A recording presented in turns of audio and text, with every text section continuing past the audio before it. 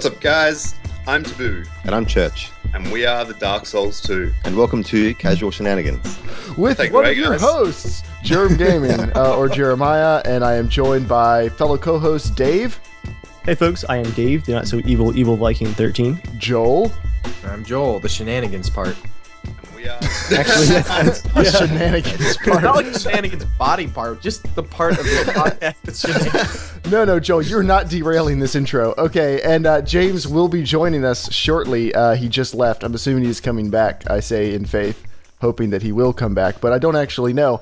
But yes, we are joined by the Dark Souls 2, Church, and Taboo. So welcome, guys, to the podcast. Church, Taboo. Thank you so much. So that intro will really pay off for the one person that listens to both our podcasts. Hey, but it's you have to get specific enough that one person is like, this is amazing. Yeah, it'll be like surreal for him. Like you want to stop midway and say, hey, Steve, who lives in Kentucky, we're talking to you, Steve. Welcome to the podcast. And one guy named Steve in Kentucky is going to be like, Joel's already freaking out right now. Anyway, that's the dream. Yeah, but Joel may be that one guy. That's true. Yeah, you listen to both. Hey guys, I even followed you onto the podcast too. Well, Joel doesn't listen to our podcast. He just shows up and graces us with his presence and then leaves.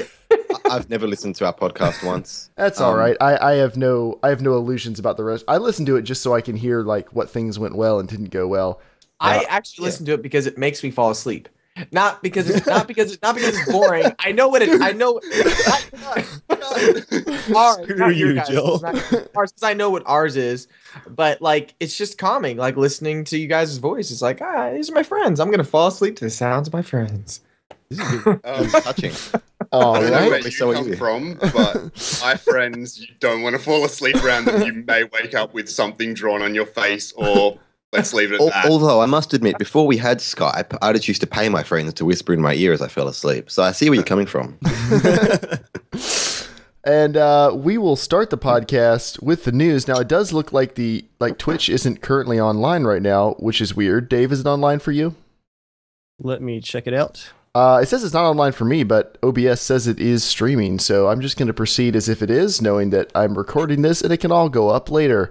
We are going to start every podcast with the news. Is the Twitch stream working? Your Twitch is offline. It is offline. That is weird, and I don't know why. We're going to start our Friday with a beer, if that's all right with you guys. Quite all right. Beer. 8 a.m. over here. Yeah, breakfast beer. In the Middle Ages, that's what they used to actually have for breakfast. Man, that's because the water was pretty unsafe, right?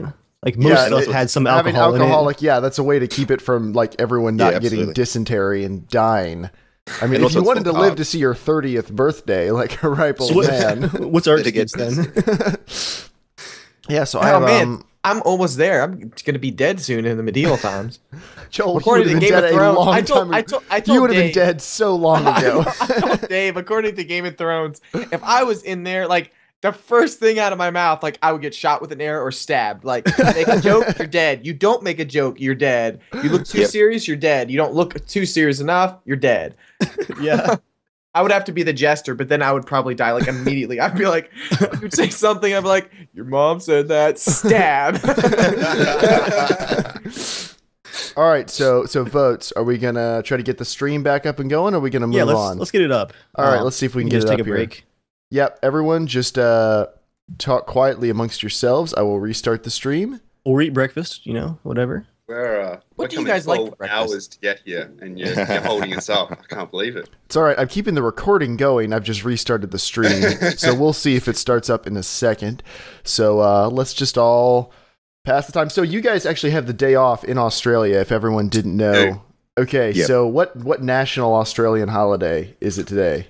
Surprise! It's not national. Oh, it's Easter. not national. Oh, Easter. Good Friday. Oh, Good Friday. Good Friday is a holiday? It is for us. Absolutely. Interesting.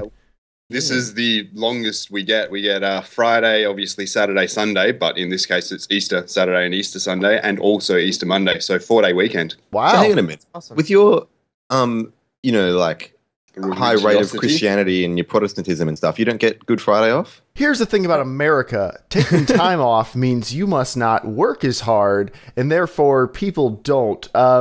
Government employees get, what is it, like 8 or 9 holidays each year. Most other businesses get the big ones, like you get Thanksgiving, you get Christmas. No one takes baby Jesus away from America. You always get Christmas. A lot of people don't get Christmas Eve though. But you always get Christmas. You get July 4th, of course. You get Memorial Day, Labor Day, anything that celebrates the troops. And then school kids get off things like Columbus Day, other stuff that's not a real holiday. It's pretty bare bones, though. Yeah. Most Americans don't really get to take that much vacation time. Like 2 weeks is pretty much the norm, and then very few holidays. So okay, so let me blow your freaking minds, right? All right, in this blow my country, mind. the standard, despite we get high wages and all that kind of jazz. We also get 4 weeks annual leave a year as standard. After you work either 7 or 10 years, you get 13 weeks off. It's called long service leave. It's a holdover from our colonial days when they would give you leave to go on a boat back to the UK and visit your family. We get heaps of public holidays. We've got amazing sick leave entitlements. So yeah, if there wasn't games are salt cheap in your here. wound already. Salt in the bastards. wounds. Guns. Do you want us just to start pulling all our guns out now and our freedom? Well, what I was going to say is, now that I've rubbed salt in the wound, go and spend far too much getting it fixed at hospital. You're very right about that. That's okay though, because we have the best health care, right, guys? Boy, we have some fast food Spectacular. options. So you should Yeah, you do actually. let your fans that the whole remaining hour and a half of this podcast is going to be Australia versus America. Oh, actually, that happened 2 or 3 years ago. Some guys I was playing Battlefield with, we were just randomly cruising TeamSpeak servers, and we hit an Australian server with these 2 guys that were about to hop off, and we spent about 10 minutes insulting each other.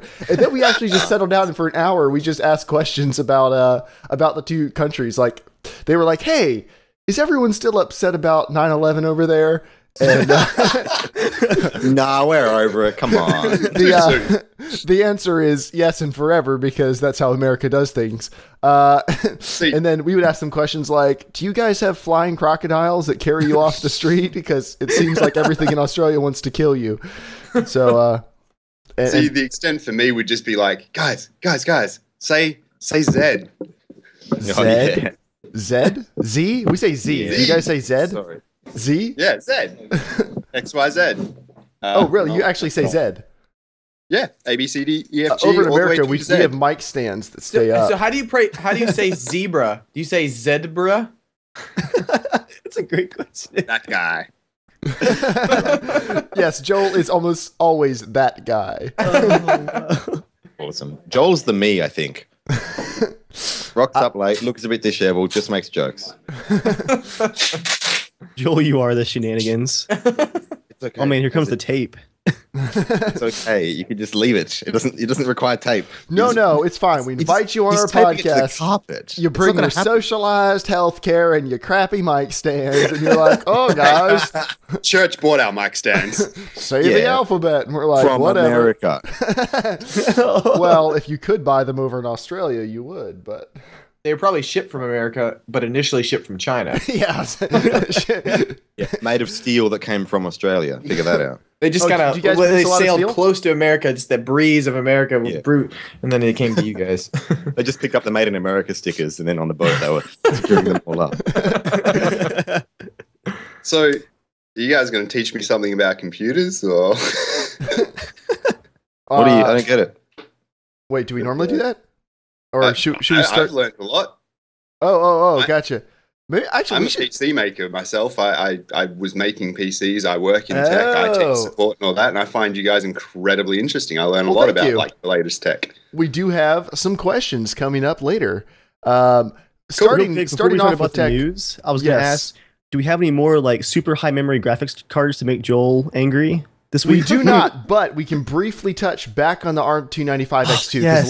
last week the early reviews were just hitting. Now a bunch more reviews have come out, and yes, the card is just as good as everyone was hoping, except for the price. It's still a little bit steep, but it is absolutely killing it on everything but money. But if you want to spend that much money on it, Have fun. How much money are we talking about here? $1,500. It's two R9 290Xs on one PCB with water cooling. Straight from the factory, it comes with water cooling. So instead of running at the almost boiling 95 degrees Celsius that the stock card runs at, both cards stay at under 70 degrees. I actually listened to the podcast where you guys introduced that card, and my first thought, which I don't know if you can elucidate for me, is does it not have a bandwidth issue having two cards going through one PCI slot? No. PCI slots are, you can push an incredible amount of data through PCI slots. Okay. PCI 3 slots, Dave, are we anywhere close to tapping out a PCI 3 slot? Weren't they talking about a new type of slot, though? They are. It's just forward thinking, though. Yeah, we're still pretty far away.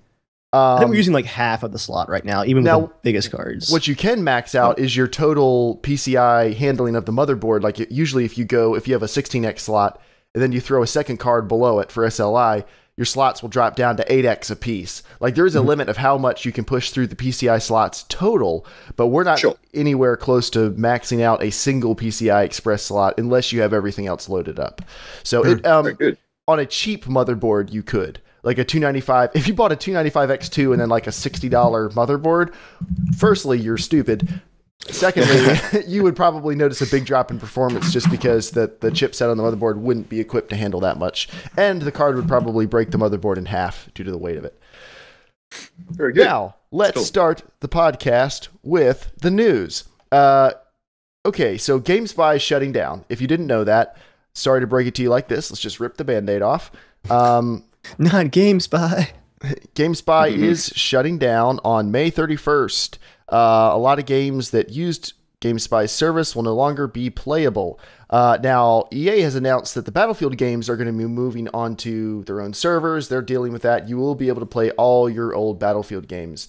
Another high-profile game that will no longer work, though, is Crysis, and Crysis 2's multiplayer modes will no longer be playable. That sucks. Now, Crysis is old at this point. It sucks that it's going down. There are older games that will still be working. But Crysis 2 is not that old. Crysis 2 is, 3.5 years old? Yeah. I mean, that's usually, 3 years old is when people shut down, NBA games and stuff. Like, shut down games that are annualized. You shut down the older servers to move everyone to the newer ones. But Crysis 2 is not that old. So we'll see. I wonder if that accounts for. I have Crysis 1 on Xbox. It just came up for free. It was a Games for Win, Games Live, a free game of the month. I wonder if that can still play multiplayer.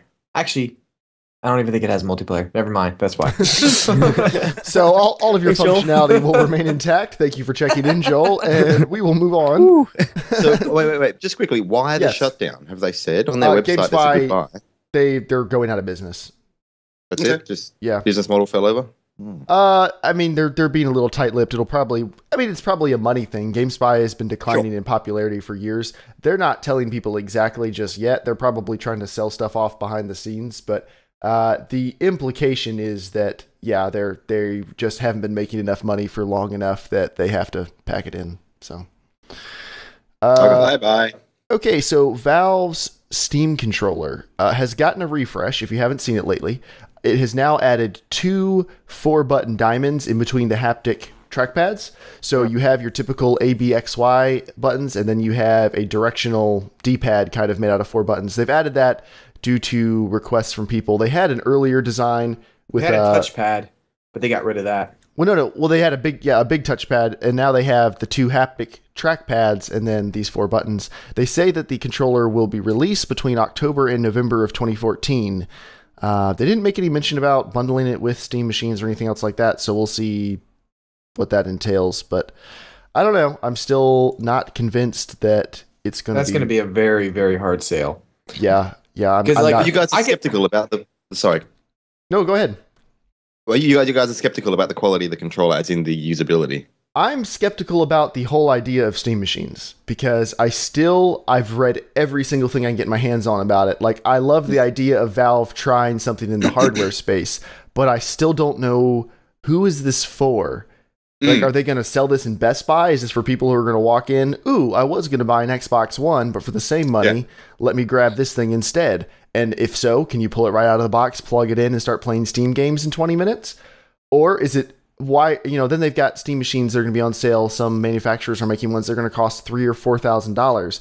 Why buy a Steam machine at that point? If you've got that much money to spend, why not just buy a high-end gaming PC and then play normal Steam games on it? Like, it's still... I agree. They're not doing anything better or new than what's already out there. The streaming feature is cool. I'm in the beta. I think everyone's in the beta at this point. I've used that, and that works really well. Oh, sorry. If they used a version, if they sold like a Steam machine that was $100, basically like an Apple TV, all it can do is stream, and you could just use that to stream your games. I think there's a market for that. Cool. But and maybe I'm wrong, and this takes off. I'm just not seeing it. If you have the infrastructure and the internet to support it. So for America, there'd absolutely be a market for that. But we couldn't even fathom something like that in Australia. Well, you said you have bad internet. What is bad internet where you are? Like, what is that? Is it just patchy or slow? Or yes? This is actually quite a big political issue here because our infrastructure is quite old. So our outgoing government that just got kicked out a few months ago was going to build this whiz-bang amazing thing. Fiber to the home. Fiber to the FTTP, fiber to the premises. So you've got that's pretty decent, right? And they were saying 93% of us were going to get that. The new government said, no, that's all too expensive. Let's spend just $3 billion less to deliver 1 megabit a second uploads as the minimum guarantee. And so it's all your taxpayer money and you'll get essentially nothing. Yeah. What are your download speeds? At the moment, we're on what's called ADSL2, which works through the telephone lines, and the maximum that you can theoretically get is 24 megabit. The standard that most people will get if they're good, like I have pretty much as good as you'll get. I'm close to the exchange and all that. I get about 12 megabit down and about 0.7 up. How does that compare? Well, so here's the thing about America is we don't really do guarantees. In some areas, it's the Wild West and you can get whatever you want. In other areas, you're stuck with something like you're describing where you're stuck with DSL or no fast internet. Like there's no governmental guarantee. Like there's no standard. It's not actually considered to be a utility. Like everyone is entitled to electrical access. No one is entitled to internet access in America. I imagine that will change eventually, but as it is right now, no one's entitled to it. So some people have 2 megabit, and like 56K up. Yeah. Dave is paying. Well, do you mind me saying what you're paying for? No, Dave? not at all. I just upgraded, so I'm enjoying it. You're getting you're 20 down. What are you getting? 25 down and 6.5 up. For how much? It's $100 a month though. Okay. And for the same, ouch, for $100 a month, I'm getting 100 down, and it actually ends up being about 125 down and 25 up.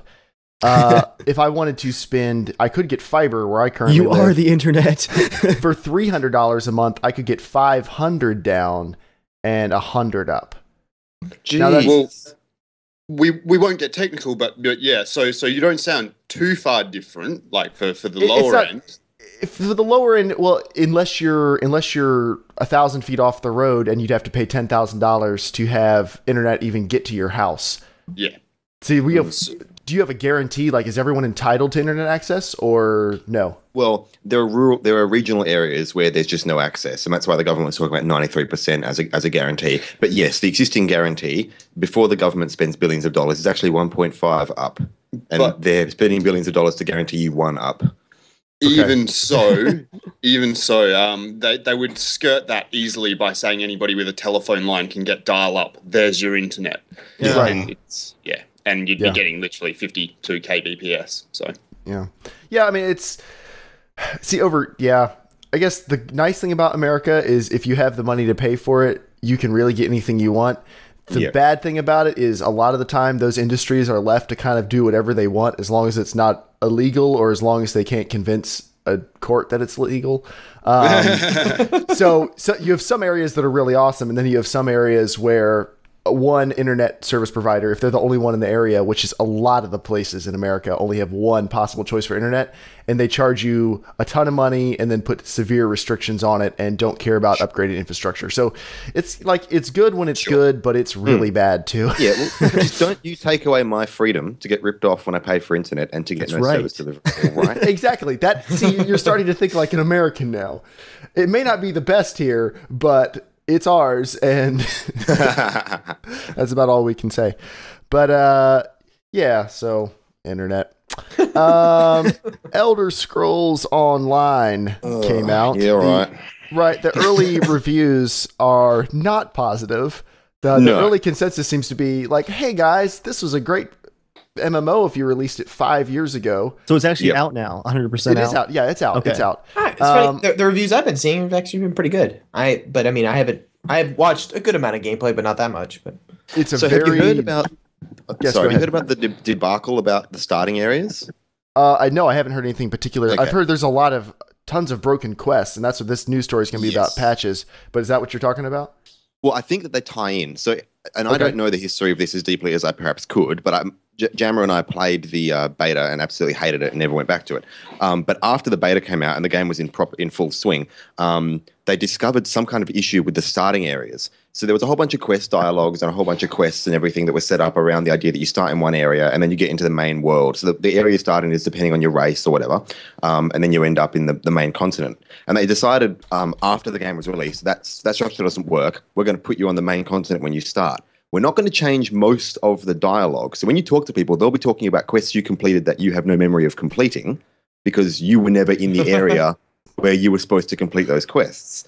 And you can go back there later and do it, but it kind of breaks the entire immersion of the game. The prophet who you speak to in the starting area has one voice actor in the starting area and another voice actor not in the starting area because they tried to change a bunch of dialogue in 2 weeks. And that's really broken as well because it's not a similar link between the two voices. So, I mean, I like the Elder Scrolls for the immersion and for the fact that you kind of lose yourself in it and just do nothing for the next 6 hours. And you just can't do that if it doesn't make any sense.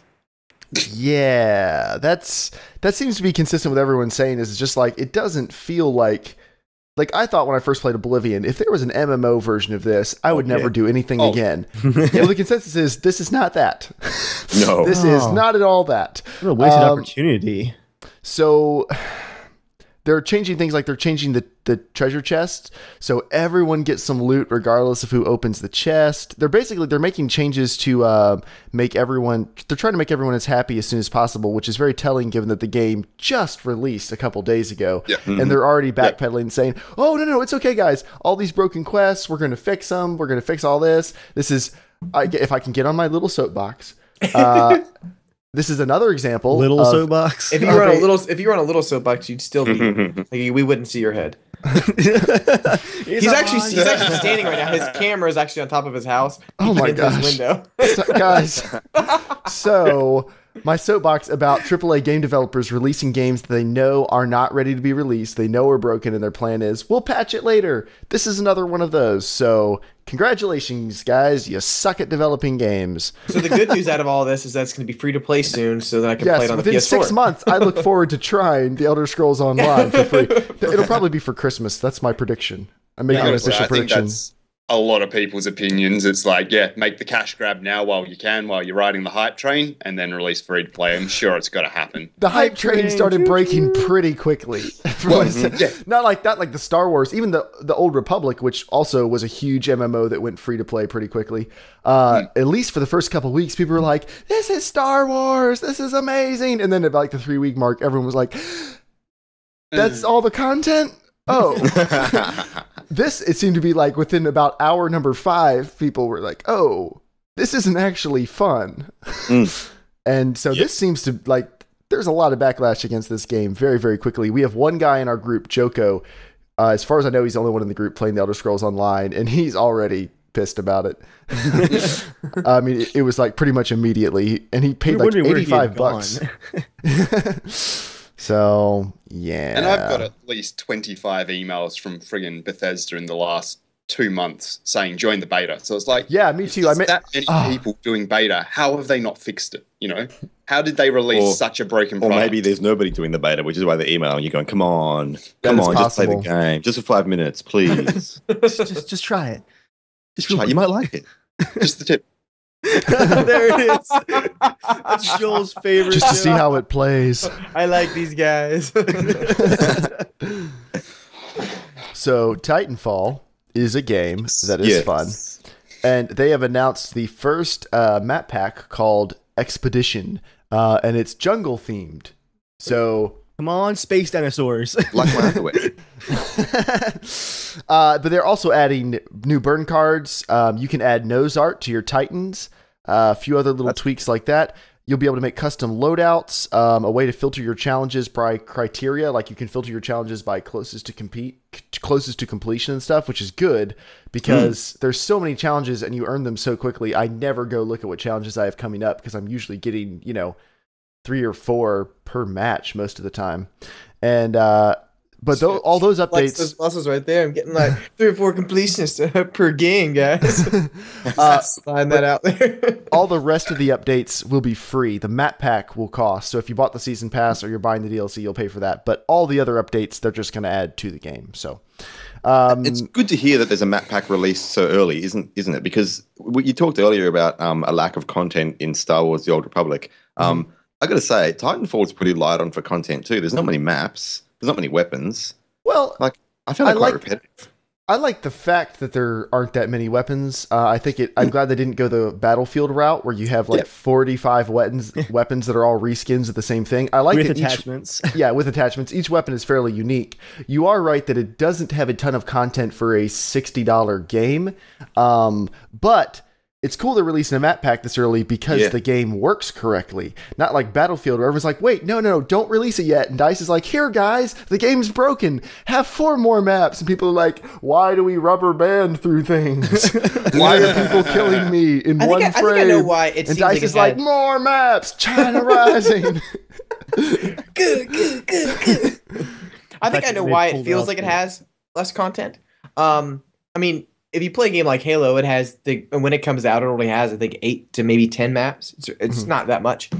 But in Halo, you have Capture the Flag. You have like this, I forget what it's called, a little domination with a skull. You're hitting people with that. You have SWAT mode. You have Team Deathmatch. You have 4-on-4. You have all these different modes where I think Titanfall could really do to have a few more different modes because I think it has a good amount of maps, but it's like, I kind of almost wish there was a non-Titan mode, just because I love the gameplay in the game so much. It'd be cool to just switch into just a quick, no AIs, just a 4-on-4 little skirmish, and then jump back and forth between Titanfalls or something. But since it only has a few modes, and I don't really want to play Capture Flag, and I've never played that in Halo on my own with just randoms. I would usually play with my friends and stuff, so I don't usually play Capture Flag on it. But I feel like that is almost. Maybe the idea. You're right. And I got to say, like, domination in Titanfall is one of my favorite game types. But I guess with what you're saying, if they add in all those extra game types, like Halo had, at least 7, 8, 9 maybe, and you fragment the community. It's great if you have millions of players. But in Titanfall, if the player base drops off, then you've got 100 people in the Capture the Flag, 1,000 people in, the normal game mode, and then nobody playing any of these other types. You just don't get around. That is true, but I think right now it's got enough community support that you could do that.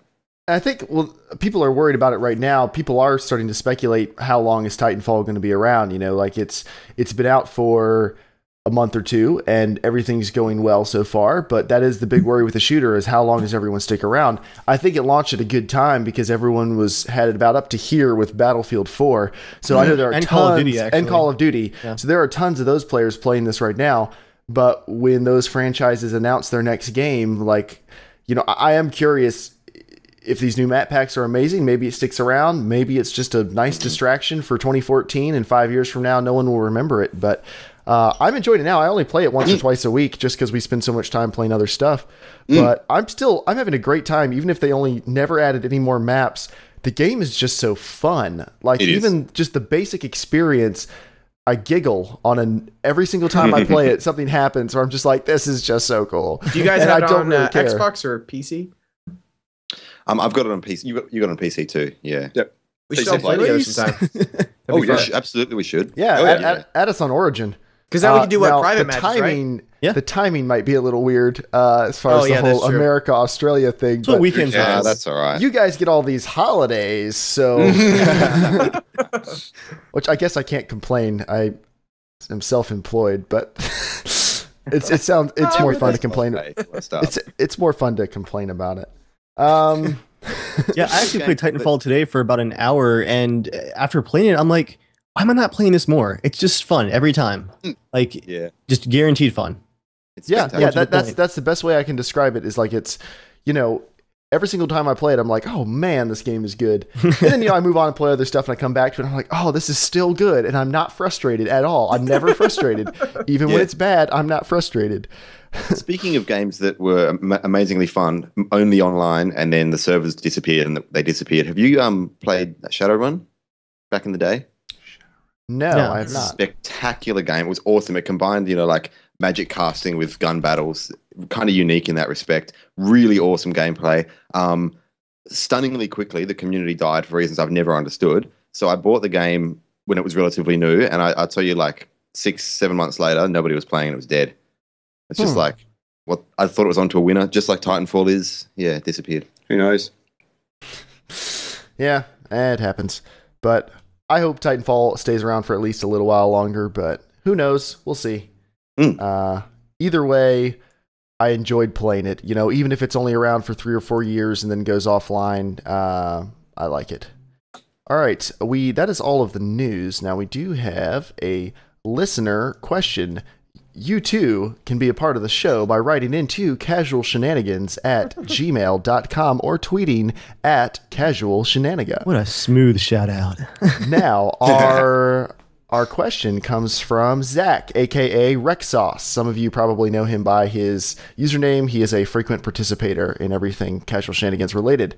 Now, this is not a strictly PC gaming related, or this isn't strictly PC gaming related, but it could be depending on what one does with it. Recently, I've seen many people discuss the idea of Patreon, which is basically like a Kickstarter, but for personal projects and goals rather than commercial ideas for products and services.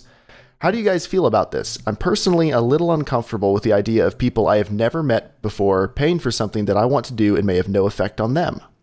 I'd be interested to get your opinions on this if you can spare the time during your clearly well-planned and expertly executed podcast. He's referencing when Joel was making...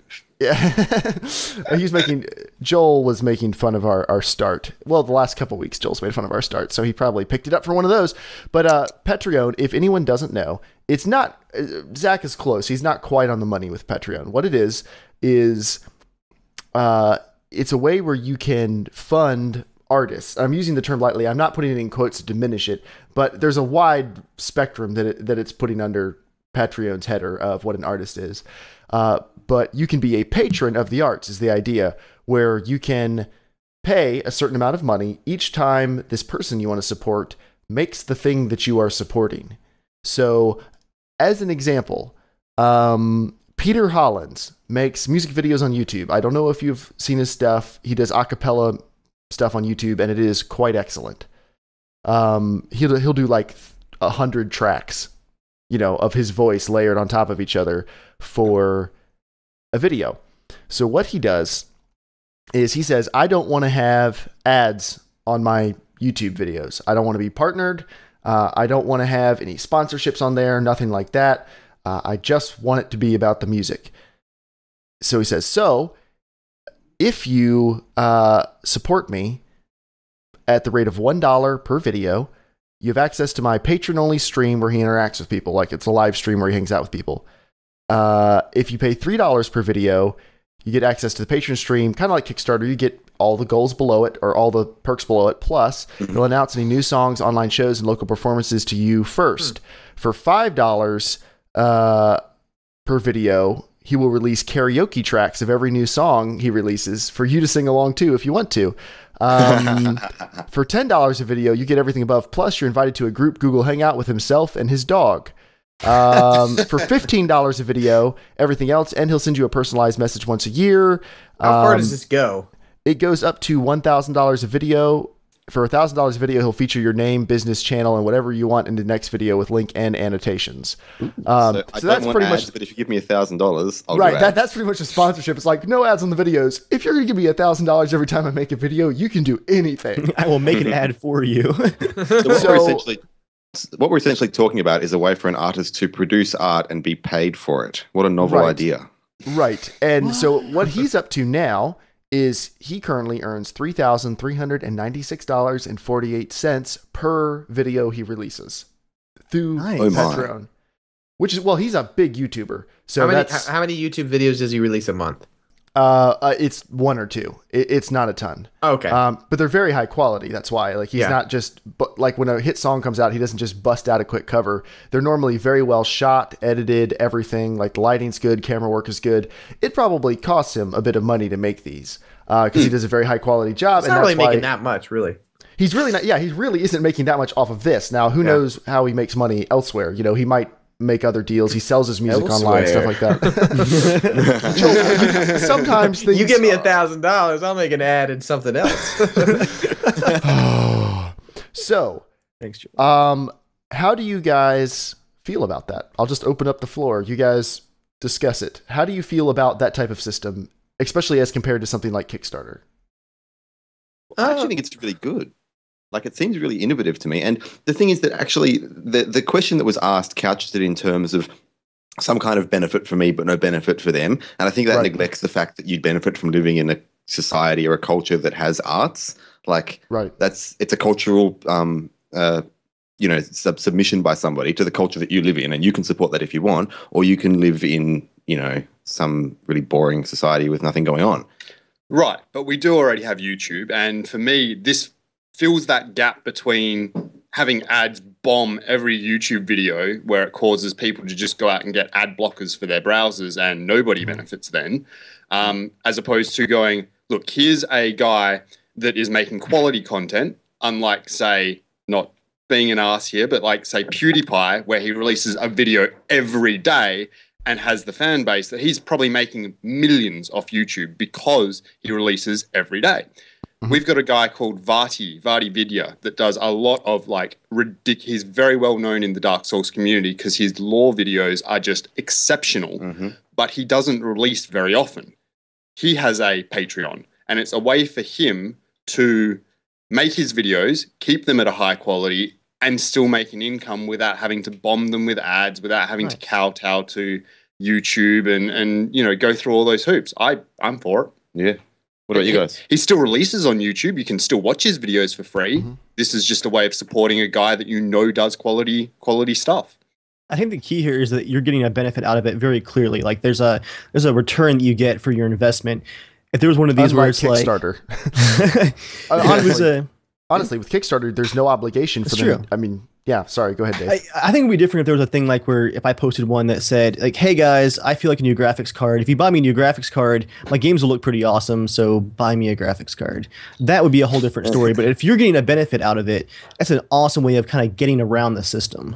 Well, I don't think it's very, very different, though. I mean, it just seems more, cheap to ask for something. But if you were someone I really liked watching you play games and you were way better than I did, and I didn't have a PC with good graphics card or anything, I'd be like, yeah, I love your videos. I'll do whatever it takes to. Oh, right. But what if I wasn't posting videos? What if I just said, like, I personally want a new graphics card. I can't afford it. Can anybody help me out? You don't really get anything out of it. That's just Kickstarter. That seems to be the impression that Rexos got out of it. That seems, from the way he phrased his question, that seems to be his understanding of it. But which is not correct, Joel, I guess. what do you think? I was saying they're kind of paying for like HBO and stuff. Like, okay, for me, like, I mean, I love Game of Thrones, right? I purchased the episodes on iTunes.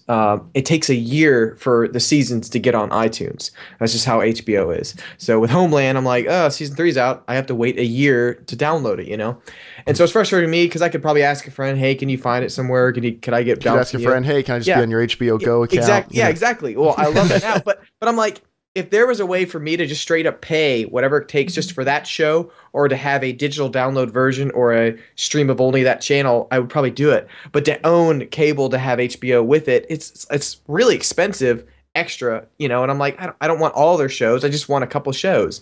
So it's just frustrating. Like if I could give them money, I would, but I have to wait a year. So for waiting a whole year, I'm probably going to find someone who has the episode because I don't want to be spoiled of a show. So I think the same way where someone else is going, hey, I love your show. Yeah, I'll pay for it. I don't have to worry about ads. I think it works well. Here, what I think about it is it's the type of thing, if you like what someone's doing so much that you'd like a way to support them without just watching their videos or leaving them a like and a comment, and you want to do Patreon, that's awesome. But, a lot of these people, I think they were making stuff long before they got supported on Patreon, and a lot of them say, I read through a bunch of descriptions, and a lot of them said, hey, I only need 20 cents from each person who watches my videos to be able to do this full time so I don't have to run ads or anything else. If some of you donate $1, then you can help support some of the people who may not have the dollar. And I've seen that same mantra repeated a lot of different times, which is, it's cool. So if you don't want to support the person, you can still enjoy their stuff. This is just a way for people who enjoy it enough that they want to help make it better to support it. So I'm going to use our podcast as an example, because I think this is very interesting. Right now, I run ads on my YouTube videos. I have a small channel. Running ads on my videos pays for the hosting fees of the podcast, plus like $20. That's pretty much what it can pay for. And I'm okay with that. I'm not complaining. I'm just saying that's how much it makes. Yeah, so you don't go into podcasting if you want to make money. Exactly. We're doing it for fun. And since it was my idea, I'm paying the hosting fees, because that'd be unfair. Be like, hey guys, let's start a podcast. I'm going to need your money. But so we could, for example, start a Patreon where we said for $1 a month, you support the podcast. Thanks. And then for $5 a month, this is purely hypothetical. I will call them personally and just chat with them about personal life problems. About their mom. Suicide counseling. For $5 a month, maybe you get the special Twitch privileges in chat or stuff. I know people do lots of special Twitch things when they stream. Mm-hmm. So maybe or $2 a month, you get special Twitch privileges during the live podcast, something like that. So I gotta say, Jim, I want to know about your $1,000 package. We'll get there. And I would say, so with that money, that would first go towards the hosting fees for the podcast, and then if there's any left over, it would go towards, Dave and I have nice mics and nice webcams. We would buy nice mics and nice webcams for everyone else on the podcast, and then if we were making more money, get maybe a small softbox and send it to each person so we could have nice video quality. Or just convince Joel to turn his overhead light on and not podcast in the dark. But we could do something like that, and that says, hey, and if you do that, if we hit maybe $30 a month, I can turn ads off on all the podcast videos, and we don't need to make any ad revenue off the videos. So hey, there's Joel. So I'm genuinely curious. I want the people who listen to this podcast, I'm not saying we're going to do this. Okay, let me be clear. I'm not opposed to the idea at all. I think it's a cool idea. I'm not saying we're going to do it, though. I'm curious to hear, what do you think? Be brutally honest with us. This is a smallish podcast. Again, not complaining. It's growing nicely, and we love all of you. But is that the type of thing, would you pay $1 a month if it increased the quality of the podcast slightly? I'm curious. If the honest answer is no, sold. If the honest answer is no, say no. That's not going to hurt our feelings. I'm just curious, what level do you have to be at for people to say, for enough people to say, hey, I would like to support that using it? Can that happen if you have 20 listeners, or do you need 20,000? I'm just kind of curious where that point is. Same thing with YouTube. The ad revenue on YouTube isn't that great. How much would you pay for your favorite YouTuber to not have ads in their videos? I know YouTube has toyed with a paywall subscription system where you can subscribe to a particular channel for $5 a month, something like that. So that's just what I'm curious about. We're not asking for any money for any of you, but to be honest, I did just hear about Patreon, and I think it's a really cool idea, and I am going to look into it more, because if there was a way for you guys to support the podcast so we didn't have to run ads, and even if it just paid the hosting fees, that would be cool. And we would be eternally grateful, but screw Debbie. That's the next thing I have to say, because in chat, Debbie said she's out. So Debbie, find the nearest ditch. You get outed if you don't pay. And then go lie in it. No, Debbie's a IRL friend, so we can make fun of her. She just shows up to troll our comment sections. Well, that means you know where she lives. We do. So just stop watching and just join the podcast for free instead. Exactly. Yeah, Debbie, we ought to just have you on one week. This is getting out of hand. But I'm curious to hear what you guys think. So write into us, leave it in chat, something like that. Okay, Frenchie Libre says, I'd pay $1,000 for Jerem's personal barber to come to my home and give me that sweet, sweet hairdo. That is a friend of mine. That's Mark, for everyone who doesn't know, who plays DayZ with us. And Mark, you don't have to, so let's say a theoretical $1,000 package. Let's just spitball here, guys. For $1,000 each podcast, that's $4,000 a month. That is serious coin. Would you just quit your freelance? Yeah. Oh, I'm sorry. Was this something I was supposed to have standards about? I would quit some of my freelance. I would keep the stuff I really, really like and then dump the stuff I didn't. But no. All right, let's say the podcast made $5,000 a month through Patreon. What would we do? Well, first thing is we would pay everyone who's on it. Like if you're on an episode, you get a stipend for being on the episode because you take time to come do this and everything else. And See, Dave, you guys just came way too early for this. I was going to say, is you that waited a few retrospective? months, man. and Dave is severely undervalued at his place of employment. So we got to do what we can. That's right. Salt in Don't the cry, wound. Dave. I'm trying to help you. I'm trying to help you with the internet. But no, the main thing would be just to improve the quality of the podcast. So I'm curious to hear what everyone thinks. For $1,000, though, honestly, I can't think of anything we would actually be able to do for $1,000. Let's be honest though. Let's be honest with $10. people, okay? Okay. Can this podcast actually be improved? I can't. I don't. You make a good point. I think the only thing we could improve is maybe have the video director who's finishing a movie not have the crappiest audio and webcam setup. How is this the crappiest audio? It sounds decent. It's not bad. It's not bad. Your audio is decent. The camera could use some help. Yeah, Yeah. well, I'm using my little Turning it off or mic, something? my little MacBook Air camera. What if we funded So- the podcast? Hey, I'm getting a new office. Once I'm getting a whole brand new stuff, I'll get a nice new camera. I'll still use it through my MacBook, but I'll get a nicer one. I'll get some lights set up. It's all crappy in here because of Norman. All right, so Wait, Joel, can you turn on the time machine lights behind you? Yeah, I see those are behind you. Why aren't those on? because once I get the new office set up, they're going to be like both sides of the table, just like Dude, that would be If they really are, sick. that's pretty cool. That's yeah. legitimately I'm actually cool. planning on building that behind my office, so I'll have better lights. So just be patient, people. That's what you get for $1,000. Wait, what did you get? You get Joel's new office. Joel, you already convinced a bunch of suckers to give you money on the internet. We're not doing this again. Uncle Norman's ship already came in. But no, yeah, tell us what you think, good or bad. Rip into this idea. I'm just curious. Well, my question first is, okay, if you go to this model, do you still release exactly the same way you've always been doing up to this point for those that don't want to pay for the model? Yes.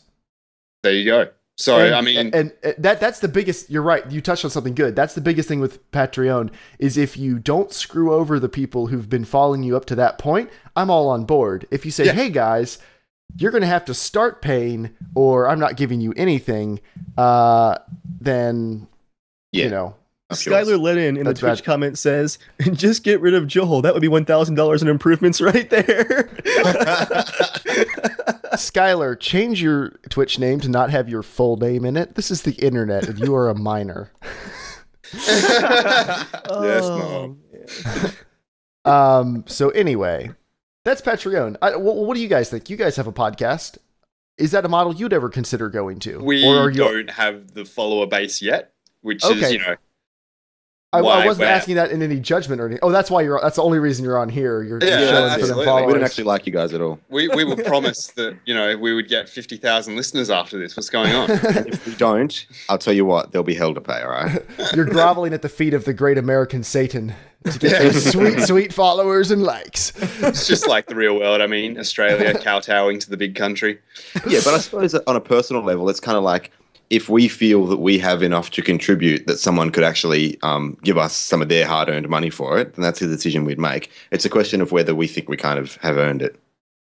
Yeah, I think what I like is you can chip in such a small amount. Like there's a lot of things where I could back for $1 a month. Like I could make that happen for quite a lot of my favorite things. You know, I could But pick my. Do you?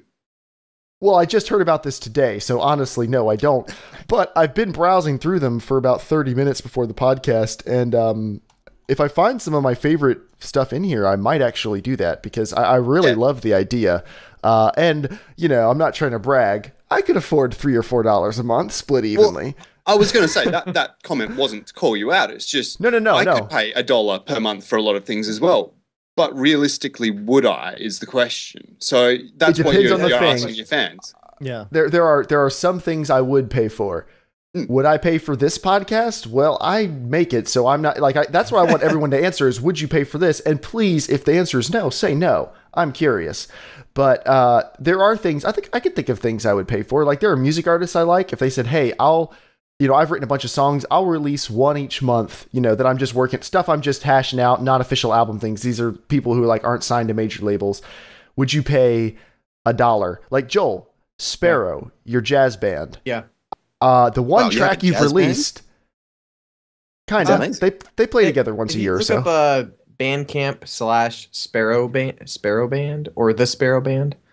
Yeah, there's a different one out there, so you want to get that one correct, Joel. Oh, I Yeah, see. I'll find it for you guys. It's But, called Joel's the Sparrow drummer, Band. so I don't know if he really counts as being he's the drummer in a jazz band. I so. put together the entire song. Just letting you know. Just letting you know. And then played drums. You know how to coast in on those royalty checks. Honestly, the songs are pretty sweet. I did all the recording and I mixed it. But no, what I was gonna say was I really I don't like jazz as a genre, but I really like the song I have heard of Sparrows.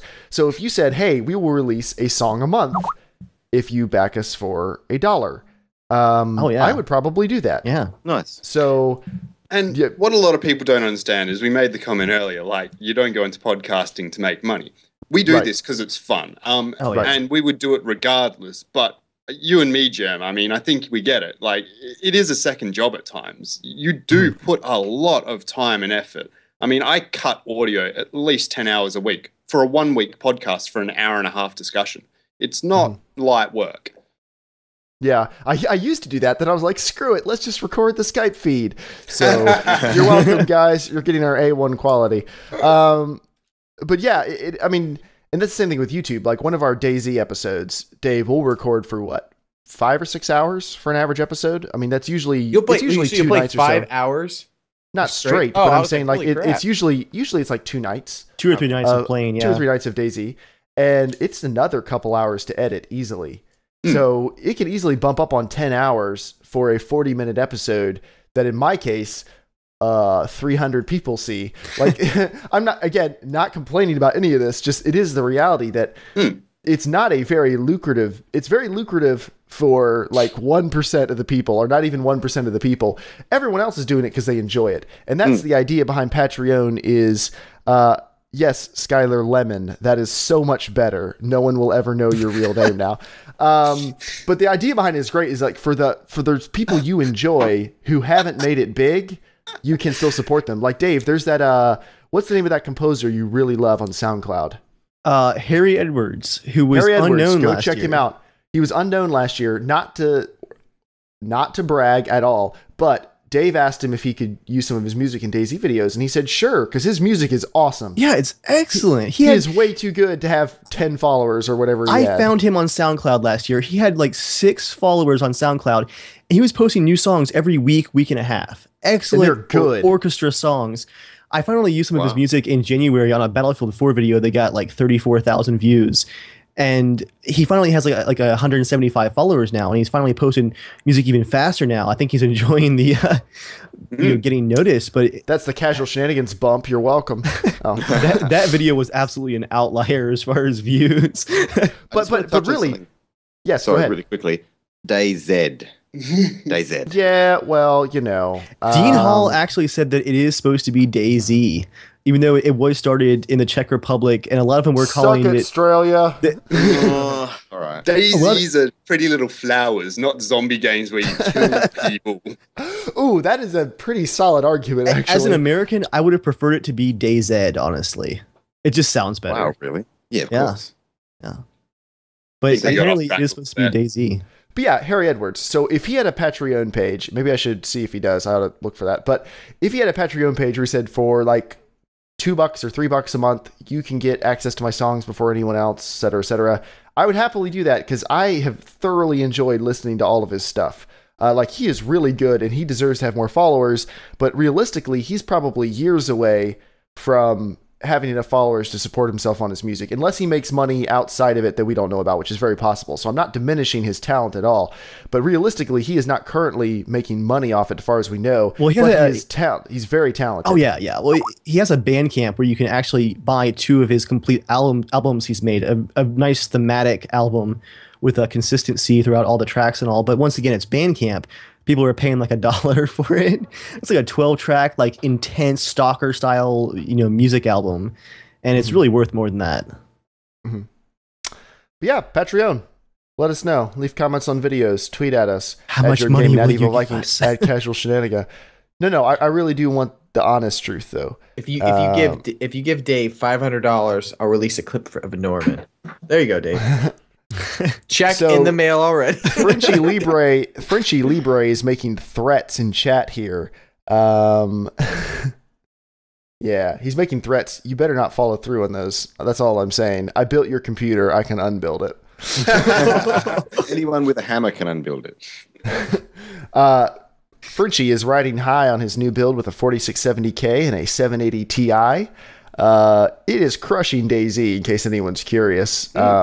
Sparkling, fresh 60 FPS at 1440p. You mean it's crushing DayZ?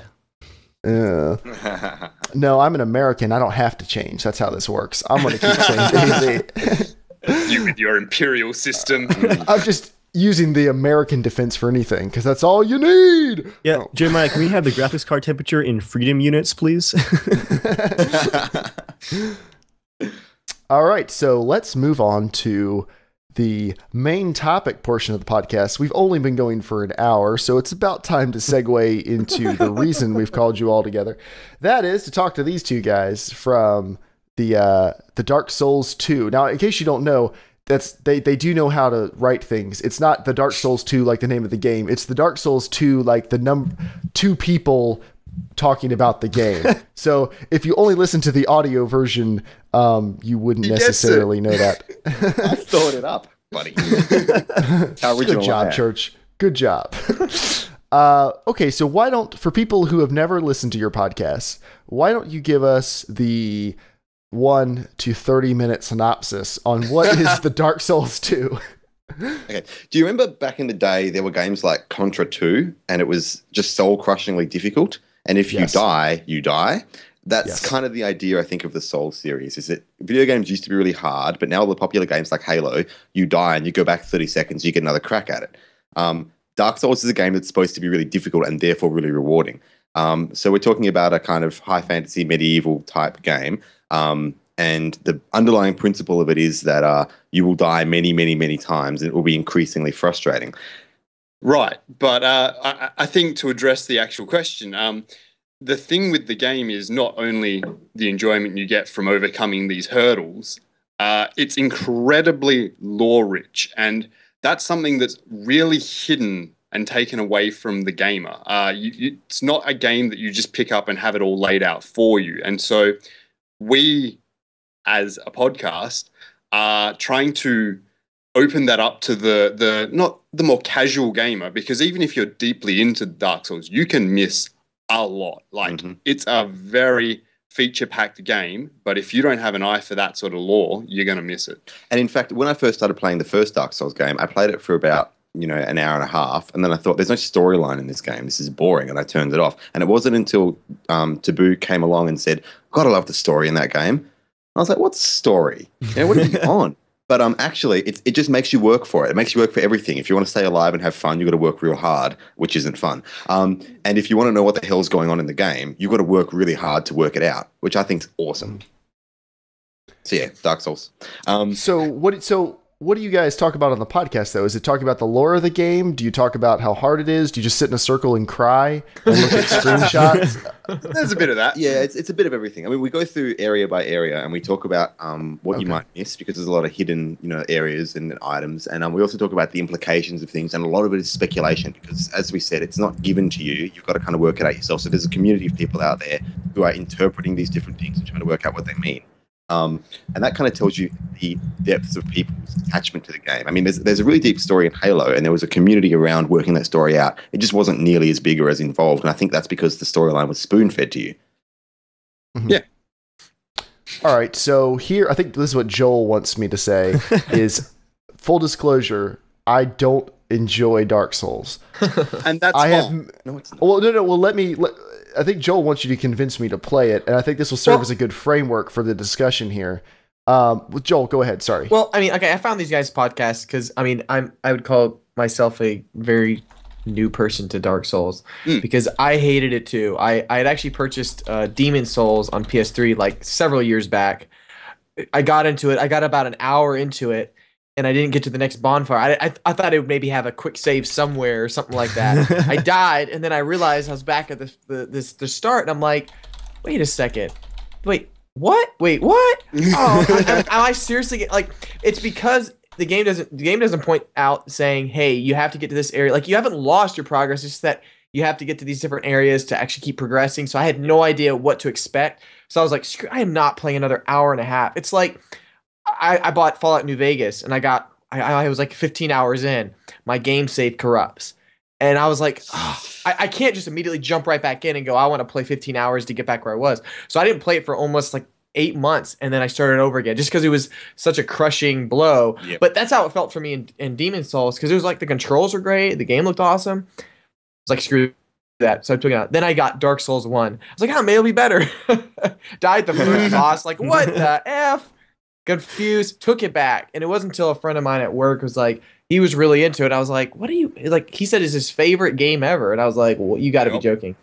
So he's like, all right. He's like, I'll play with you, because I didn't know you could summon people or there was a co-op part to it or any of that. And so once I figured that out, and he got me past the first initial boss, and I had a better weapon, and I was like, oh, I could level up or I could get a new armor. I was like, oh, this is fun. I feel more capable. And then just understanding that the enemies that crush you, it almost became laughable, where it was like, oh, I can't wait to find the next enemy to see how bad it can beat me into the ground. So that became more fun, rather than just going, oh my gosh, I'm gonna die and lose everything. It was like, all right, bring it on. What kind of crazy death I'm gonna happen around this next corner? Yeah. And the underlying storyline of the game is about a curse that afflicts humanity, and the curse is just that you come back from the dead, and that's 100% of what the curse is. That you cannot die, you keep returning from the dead. And the storyline says that the trauma of repeatedly dying damages your brain to the point that you become insane, and those are the enemies that you're fighting in the game. They've all become derelict of their senses, and they crave your souls, which are like the currency within the game, because that kind of returns them to their more human state. It kind of eases their mind. So at one point, those skeletons were very nice, friendly skeletons. They were, yeah.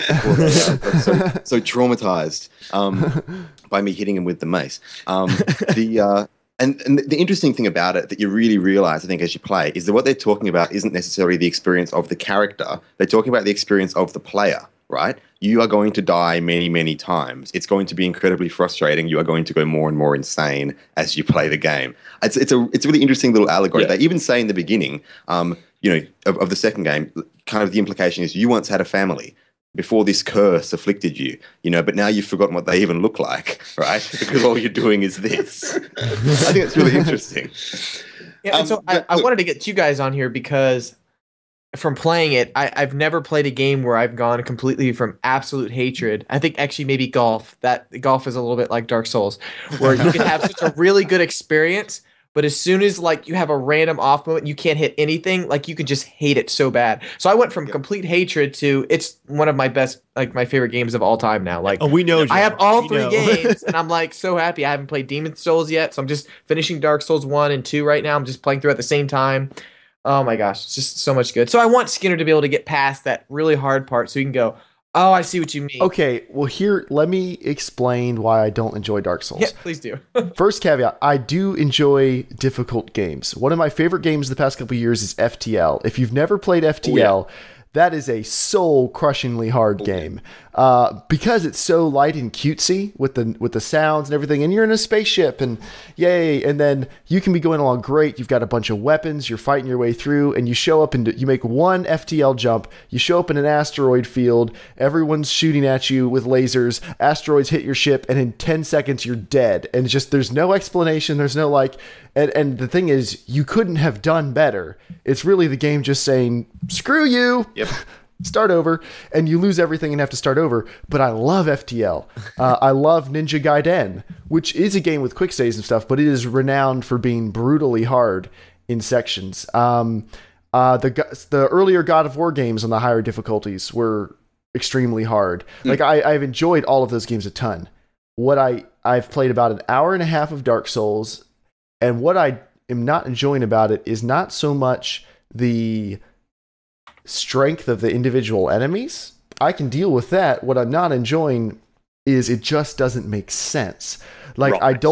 I don't understand feedback. I'm not getting feedback when I try to attack people. Like if they're able to kill me and I can't block, I don't understand why. And I don't need the game giving me a tutorial pop up, but at least, and I'm saying at this point in the game, I'm very willing to accept that later, like I just haven't figured it out. I understand that, but it feels like I'm not getting feedback when I do something wrong, I don't understand why was it wrong, or was I just unlucky, or is it supposed to do that? Or it just feels like I spend a lot of my time not understanding if I suck or the game sucks or if this section sucks. The reason the game talks to a lot of people is for that exact reason.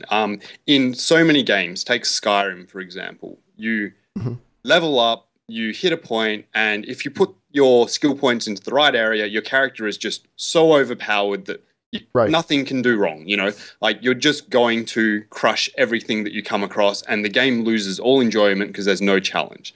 With Dark Souls, it doesn't matter what level you are nearly as much as how much you level up as a player.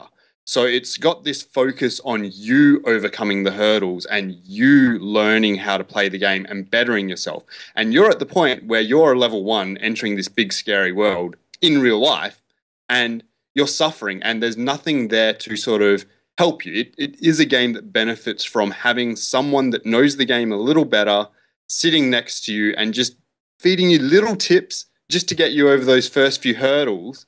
And then once you overcome that first big hurdle that just seemed impossible to begin with, you have this sense of elation and accomplishment, and you're like, holy crap, I did that. Yeah. Give me the next challenge. And the game itself actually tells you that. And you have to really pay attention to it, because it's often talking about the player and referencing the character. And they say a lot of people have this drive that the character has within the game universe to try to fix this curse. They come to this place to try to work out what the curse is and how to reverse it for humanity.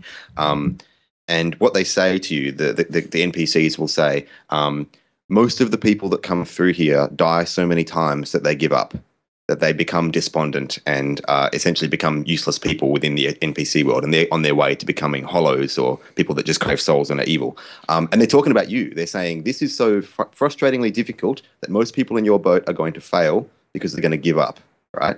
And it's kind of like it's challenging you. It's saying, are you so weak? And I'm not having a go. No, it's fine. It's fine. This is going to crush your soul. And I love that. I love that it's because there have been times actually that I've thought, forget this. This is ridiculous, right? I'm so frustrated by this game. And then I think, well, hang on a minute. This is what the NPCs have been telling me is going to happen. They warned me this would happen to me, and now it's happening to me. And I'm just not gonna play that game. I'm gonna fight through it. I really like that.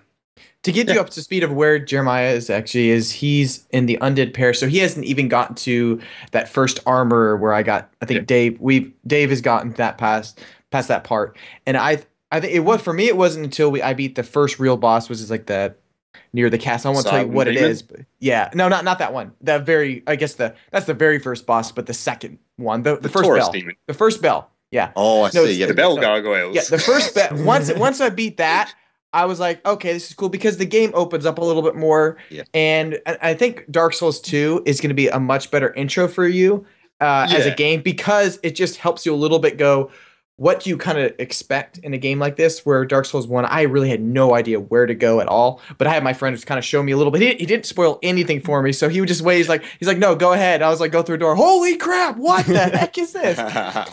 But also, have you been using your shield, Skinner? Yes. Okay. I know how to use a shield in a game, I'm just Joel. saying, because I was playing with James, and he didn't even know about the shield for a while. He didn't know the button. Yes. So he's like, this is so hard. I've been using the shield. Yeah. If you've ever played Ninja Gaiden, you don't get 10 seconds into that game without learning how to block. So I've got the blocking thing. I understand that. And also an awesome game.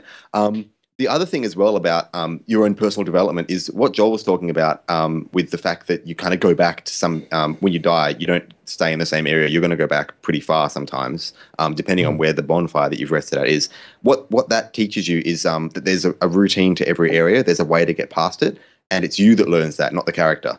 And so it's really frustrating at first until you realize, like, hang on a minute, I don't even need to hold my shield up. I just walk around this guy, and he's too slow, and I just stab him in the back. And until you unlock those little secrets that are in every single area, it's so soul-crushingly difficult. Yeah, you work for everything you get, but once you get it, like, that's the beauty of the game. It really shows you how far you've come. Like, that, they really focus on that, to the point where some of the first bosses that just absolutely obliterated you in the first part of the game, you'll come across like 4 of them in a pack later on in the game. You'll be like, swing, swing, swing. Well, that was easy. And it's just the game's way of saying, this guy messed you up like 60 hours ago. Look at how far you've come now. And not only that, but it goes through playthroughs. Like if you do stick with the game through the first playthrough, God knows you're going to play it again and again and again. And on my first playthrough, when you get to that final boss and you finally finish it, you're like, holy crap, I have come so far. And then you play 3 more games with 3 new characters and you're like, I knew nothing back on my first character. I've learned so much. And then you play on your 8th character and you look back at your 3rd character and you go, I knew nothing back then. And, you know, it just goes on and on. It kind of feels a little bit like DayZ to me at some parts where there's these bonfires basically you rest at and you can kind of like, each one you unlock is always just awesome. You just feel so successful for finding one. But you'll get to a point where you're going, okay, crap, I've gone really far away from that one. It feels like DayZ where it's like you put a flare over there and now you're in the darkness going, okay, crap, how far should I go? Because I have a lot to lose right now. And if I die, I have I'm really far away and I got to redo this whole thing. So it just starts becoming really intense. But if you can stick through a little bit more and get past this part, it just, all of a sudden you go, oh, I get the attacks. Because James is the exact same way. He this is so freaking retarded. But then he's like, oh, okay, now I know how to use the attacks. I know how to do the strong attack, the light attack. You got to like someone told me a tip of just trying to swerve around people on the shields and it just like which hand they're using the shield with and stuff. So I think you guys were talking about that in your other podcast, the latest one. Yeah, it's a boxing principle that you move away from the opponent's power hand, and that's what you do in the game. The guy's got a sword and a shield. And it actually works. Like a lot of games, the enemies have like a lock on, and they don't have actual foot movements. The hitbox rotates at whatever speed you rotate. But in this game, the shield is here and the sword is here. And if you move towards the shield, then I can't reach you with the sword. It's really realistic that way. And learning little innovations like that is how you become comfortable with the game. Yeah. So it does sound like all of you who have gotten into it have done so because someone was helping you through that first little bit.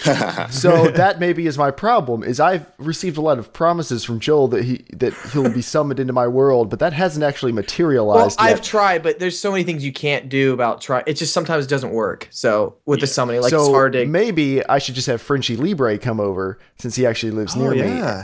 And he can walk me through it because he is a big Dark Souls fan as well.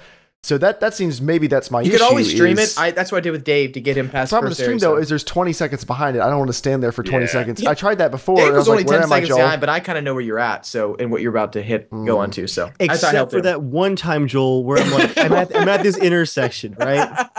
In the undead, not the parish, the undead suburbs or whatever. The undead suburbs. The undead city.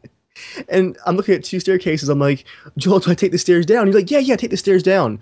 I'm like, hey, there's a pretty big guy down here. And Joel's like, oh, just use your shield. And this guy filled the entire hallway. And when he turned around and came at me, I'm like, Joel, are you lying to me, Joel? I ran out into this balcony. I couldn't run back. The guy filled the entire hallway. And in one swing, he killed me off of the map. Joel was dying laughing. I was just dying. I was like, you led me astray, Joel. I trusted you. So don't count on the streaming to save you. I know exactly what you're talking about. I don't. Person does that same thing. Yeah. That doesn't make me very confident. Actually, Joel, I've got a story for you here. Joel has actually converted me. He joined in my game right at the beginning and kind of walked me through those beginning sections. And I think personally, the actual hardest boss of the game is getting the first install on PC working correctly. That's the hardest boss. I was so ready to ditch the game. I spent an hour and a half ready to play the game before it would actually log into Windows Live. It was saving. The graphics were all working. It was awful. And then, of course, you guys know the game is very, very hard because, like you guys said, I love how you pointed that out, that you're not learning things necessarily with your character. It's you as a player are having to learn how the game operates. And just today was the first time out of our 5 play sessions I've actually played on my own. I ended up playing for 2 hours. I defeated that night guy. It took me 4 tries. I recorded it so I can show Joel later. I finally learned and practiced. I ranked up. I have armor I'm upgrading. And I'm finally starting to see through the smoke of the game, and it's starting to make sense. And oh man, once you cross that line, it's good. It's so good. It's addictive. Oh, they got you, Dave. Yep. They got you. You do have to push to that point. Yeah. But to make a comment on what you were saying earlier about the first boss being installing the game, I don't know if you or your listeners have heard about this, but if they haven't, it's a really cool thing. There's a website called PC Gaming Wiki, and they try to archive every game basically, and it's not just about the game, it's about how to configure the game and set up the game and overcome these crashes and this and that. And the write-up for the Dark Souls one, which I just flicked you guys a link, you can put it in your link dump if you got one at the end or whatever for your fans. It goes through a lot of those crashes and like, if you get X, do Y, and you're fine. So it'll help you overcome a lot of those initial hurdles. This is how you've been fixing my computer all these years, isn't it? Yeah.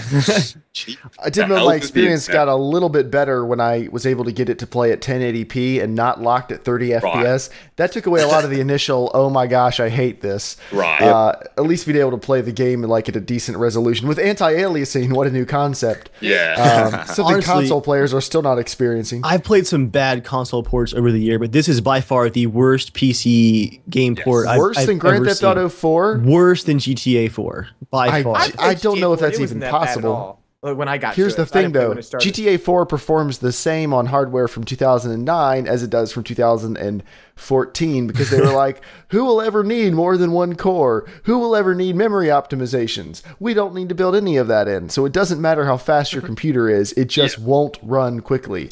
That's my main gripe. Exactly. It just runs crummy. And then, Games for Windows Live coupled with Rockstar's Social Club. Yeah, it's like the dream team. I have bought the game 3 times on various platforms because they kept shutting down.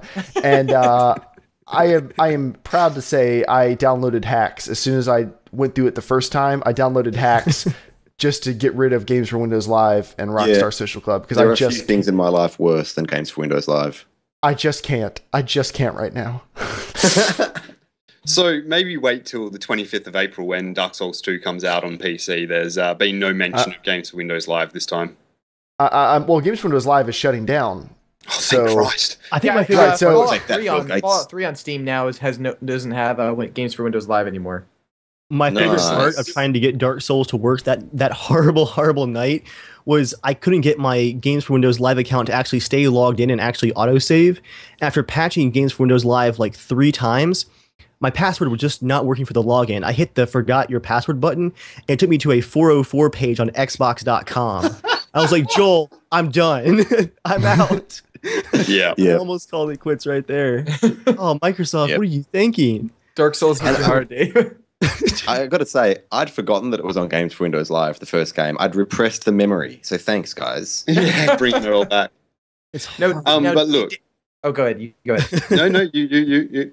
I was going to say where Dave is currently at. Not really spoilers, but he's getting ready to get the what's the Asylum Demon, or there's one they have to. He jumps right at you immediately. That you get the key to open to go down to the depths, down where I think there's a creepy looking kitchen. I don't want to call who the person is down there.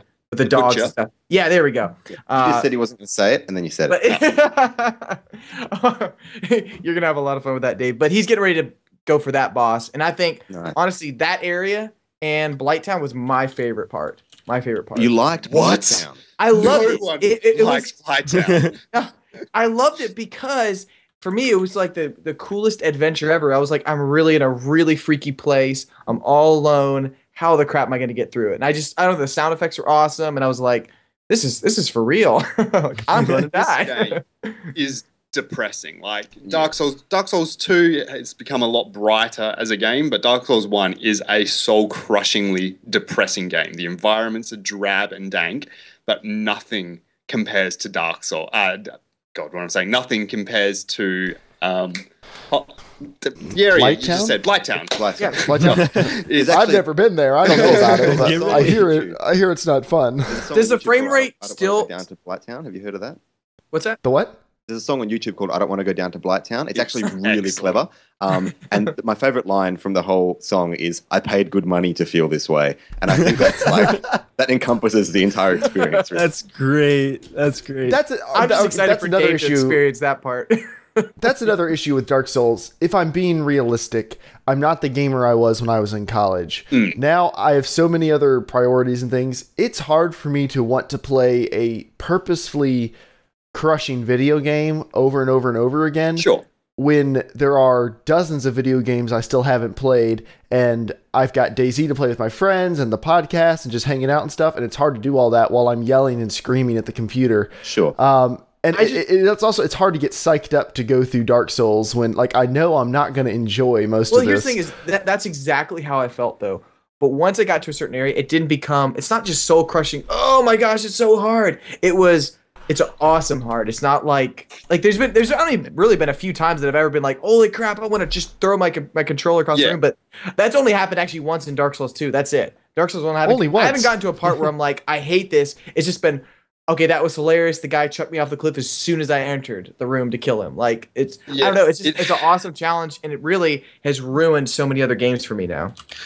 Yeah, it has to be said. Like, everyone harps on about its difficulty. It's hard, but fair. Like, every time you die, you can look back and go, I know what I did wrong, and I know how to have not done that next time. You don't rage at the game. It is a fair game. So even when you're suffering big, you sort of look back on it and go, yeah, I fucked up, not the game. And Jeremiah, earlier you said, I find it hard to play a game that's deliberately hard when I have a podcast and I have work and I have other games to play. In a month, someone's going to say, lay down on the couch, Jeremiah, and tell me what's wrong. And you're going to say, I find it hard to not play an incredibly difficult game when I've got work and I've got other games to play. Here's another issue is I work from home on my computer for my job. Suicide. And Steam is just right there. So it's not like I'm looking for what's my new form of crack. You know, it's like the first week I owned FTL, I was like, I don't care about anything else. This is amazing. You know, it happens every once in a while with a game where all I'm thinking about is I would like to go home and play that now. Yep. And DayZ has been that a lot of the time, and the way you guys talk about Dark Souls, it almost scares me a little bit. Like, I've got stuff I have to get done. Yep. But look, that said, it's not for everyone. I'm not going to mess you around here. Like, there's some people that just won't get it and won't get into it. And that's fine. Like, it isn't for everyone. But for those that push through that initial difficulty will just benefit greatly. You've got the fortitude. Yeah, it's a testament to your own self, basically. Like, if you overcome it, you will be thankful. Jeremiah, so if you don't get through it, we'll know you don't have the fortitude. just to be clear. What they were just saying about as you return later, you'll see the mistakes you made. That gigantic knight that I defeated today, just to get to him today, I had to fight through about 4 minutes of enemies that before would just massacre me. And now it was like, I'm just thinking about my battle plan for the enemy I'm working my way towards as I just mow through all these guys that before I couldn't move 10 feet without dying. You see all the mistakes you used to make. And you might not have even leveled your character up at that point. Like, this game is, there's a heap of people on YouTube doing soul level 1 runs of the game, like completing the game without leveling up once. It is a game where once probably because they can't figure out the stupid menu to level your character up. Get an interface designer. That's all I'm saying. Well, you don't like the 480p console UI? Sorry, keep going. We were talking before about how you get to a point where you think, I've got so many resources right now, I should go back and use them or save them or something because I'm going to die any second. Regularly, I get to that point and I think, there might be another bonfire right around the corner, but I'm going back to the previous one because I don't know what's going to happen. And I turn around and promptly walk off a cliff straight away. That's what frustrates me. Holy crap. Yeah. I've never done that before. I'm just clumsy. The lava boss, or I forget the exact name of it, in Dark Souls 2. Dark Souls in 2, Dark Souls 2, I think I forget what it's called. Old Iron King, I think. Yeah. Wow. I had two. You made it far. I'm past that, and I am getting ready to head towards the end castle, I think, or something like that. I don't know. It's the end. That's where I'm heading. Yeah, but I. Bye, Joel. Had 2 episodes left, and so Joel, you froze for a second. You're gonna need to start that over. Okay. So I had 2 effigies left, and I'm like, I want to spawn a couple people to help me with this. I spawned 3 guys in. They looked pretty badass. I was like, sweet. They got like these double-bladed axes or whatever. I'm like, sweet. I'm ready. I go in. As soon as I go in, thing like stomps. I roll to the right directly into this little puddle of lava. Like, are you kidding me? I was so flipping angry. Yeah. And then I go, okay, I'm gonna do it again. I go back there. I'm gonna do it again. And that, into that the lava. boss, I know. No, not into lava. I just rolled off a cliff. I'm gonna do it again. I'll teach the cliff. And this boss is hard. I think it's the hardest boss to get to because you're not really close to a bonfire. As soon as I make my way carefully, I get it. So last effigy, I'm like, come on, please, I gotta kill this thing. I completely forgot what I did. And I rolled right into it again. Well, that's like I started playing Dark Souls 2 at your house, and there was that one little walkway, maybe 5 minutes into the game, where I ran across too quickly and ran off the edge. And the next time I did the same exact thing. And this is, I can't stress how early on in the game this is. Like, this is definitely the point where you shouldn't be accidentally running off things. Oh. But Joel, you said that the Old Iron King has one of the hardest run-ups to get to. You're going to hate me when I tell you there's a boss, a bonfire, like 10 meters from that door with no enemies between it. Are you freaking kidding me? Nope. So let's talk quickly about effigies and summoning, because I think the PvP aspect of this game is just spectacular. So we talked about how dying makes you go a bit crazy and you become what's called a hollow. So you've got two states. You can be a hollow, which is how you mostly play the game, or you can be a human. Your skin looks less undead and you get a couple of little perks, like a full health bar for one, and you can summon other people into your world. The way you become a human is to consume a human effigy, and I think that's really significant because the concept in the game, lore-wise, is that you become less and less human by going more and more insane. And in the beginning of the game, you look at a human effigy and an NPC says to you, who does that look like? That's right, it looks like you. And so I think there's something really cool going on there. You've become less and less human due to this psychological trauma. And then you look at how you used to be or what you're supposed to look like, and it reminds you of what it is to be a human. And that's how you regain your human state. Your sanity. Yeah, your sanity, essentially. I think that's really cool. They don't spoon feed that to you. They just imply it by the name of the item, which I think is quite cool. When you're a human, you can do a couple of cool things. You can summon other people into your world to help you. So if you're traveling around, you've got an item, you use the item to make a mark on the ground. Someone else playing somewhere else in the world is walking around and sees that sign on the ground and can use it to summon you, and then you aid them. And that's really, other than the same thing, but for combat between players, that's the extent of the multiplayer. You can leave messages on the ground that say there's a hidden wall here or beware of the boss or whatever, and you can look at other people's bloodstains which show you how they died, which is a good little hint. If you're walking along, there's a bunch of bloodstains on the ground, you activate one of them and you see someone getting stomped to death and you think, okay, well, I know what's going on here. But that is really the extent of the PvP. It's not constant PvP. It's totally optional. You can play the game unplugged from the internet just fine. You'll miss a lot. You will miss a lot, but the point is that the PvP is really innovative. Like, I can't think of another game that has that unique kind of interaction between players. And they explain it in the lore by saying that the flow of time is convoluted and that those other people in other dimensions, in other worlds, are kind of like yourself, but, you know, in another time, which I think is really interesting. Dave had a great experience because he was just about to get to a bonfire can I tell this at the very start of the game. Wait, you tell Dave. This is my first experience with another player besides Joel, and this is the in-game moment that caused me to quit for a few days and then come back to it later. Joel had just helped me beat, which boss was it, Joel? It was pretty early.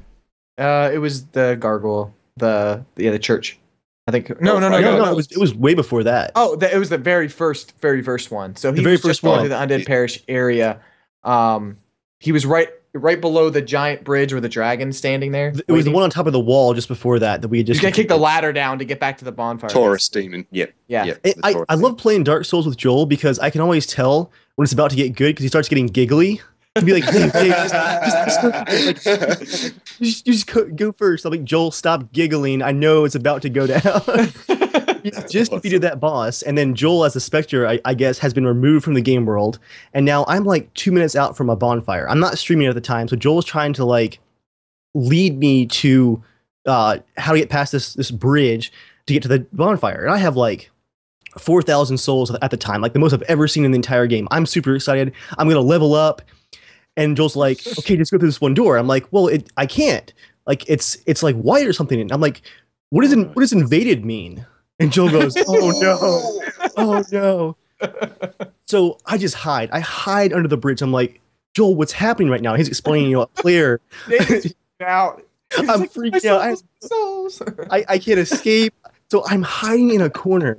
I'm like, And Joel's explaining what being invaded means, which means, right, a player has come into your world to do horrible Just to things. mess up your day. Yes. The great part for me is this is my first invasion. I'm hiding in the corner of the storage room under the bridge with the dragon, just cowering, waiting for it to be over. And the guy walks in the door. He's wearing this dragon armor. He's glowing. He has a sword like out of an anime or something, just massive burning sword. And he just stares at me. And I'm just crouched in the corner staring back. I'm like, Joel, he's not doing anything. What is going on here? And so he very slowly walks into the room. And I'm like kind of circling him. And he's just looking at me. I'm like, Joel, he's not doing anything. So I pull out my level 1 short sword. And I start, I'm like, 2 damage, 3 damage. And he just staring at me. I'm like, Joel, I don't get it. He's not attacking me. Then he swings once and I fall over dead. And he just stares at my body. Well, here's the question: can you combat log? Could you have combat logged out of that? No, you can't. Okay, No, So- you can pull the LAN cable and that's it. Yeah. He basically so just you can combat log. But you also lose your stuff. Right? Oh, okay. he stood there But- long enough to let me know that there was nothing I could do to avoid what was about to happen. Tell me, like, aside from maybe one of the most intense encounters you've had in DayZ, was that not the biggest adrenaline rush you've had in gaming in recent years? Like, That I remember the first just time I was crazy. invaded, I had to turn off the game, log out, and sit for about 10 minutes with my hands shaking. Like, I was a mess. It was just so exciting. what got me too is before he found the room that I was in, I could hear him walking around. And I'm just in the corner. I'm like, Joel, I hear footsteps. Joel, they're getting closer. And Joel's just there like, laughing. He's like, Joel, I help can't me." help you. I can't help you. I was like, how do I call you back? I want to remember that I just said something like bend over and just take it, Dave. You did. you like assumed the position. Well, it's only happened a few times to me as well. It happened in Dark Souls 2. I just got to a really hard area, and then I get invaded. I was like, come on. Well, the guy didn't see me, so I hid above on this little rock, and I was just waiting. I was like, please, I hope he does. I was like, I couldn't remember if you could see through things, or if they could see your username or something like that. Well, he's strolling down. He's like, didn't know where I was. I like jumped down to attack. I'm like, yeah, I miss, hit the down, die. You can't fire me. I quit. I love it. That's awesome. Yeah, it is just so, like, that's an extra element of the game that makes it so hard, you know? Like, it's just like some guy comes along and he knows that you're going to have a fight. He's been planning it. He's been putting points into the right skills. He's been collecting the right weapons. He's got the spells that shoot really quickly. And he rocks up and you're totally unprepared. Yeah, you've And got you have PvE armor on. You just exactly. haven't even thought about encountering another proper player at this point. The other thing is that when he appears, the mobs in the game don't disappear. So it was already hard enough that you're worried about dying, and that's still going on, and there's a player out there trying to get you as well. Interestingly, there's an item in Dark Souls 2 that you can use when you get invaded that turns the mobs against the invader, which I think is really interesting. Yeah. I like that. It's cool. And So, there's an yeah, item they- that turn you into a piece of the environment. Isn't that right? Yes. Yeah. You Look, could like turn into a barrel or something. That's it. Yeah. Yeah, it's called Chameleon, but that's the other huge aspect of the game. Like, it's got a enormous single player playthrough. Like Dark Souls 1, easily at least 60 to 80 hours for a single player first playthrough. But then there's this PvP side of the game where it's this minor thing, but it has just such an enormous amount of variability and replayability, and try this and do that, and this item does this in PvP, and give it a shot with this, or use the chameleon and hide as a barrel when somebody invades you and see how long it takes for them to find you. And yeah, I mean, there's just so many layers to the game. You can play 10 characters and never get bored of it. And I never play a game twice. Poor Jeremiah looks so bored. Sorry, no, I'm doing hand signals to someone off camera. Oh, I see. His Are they offering you food? I think he wants to play basketball. Go for the 3-pointer.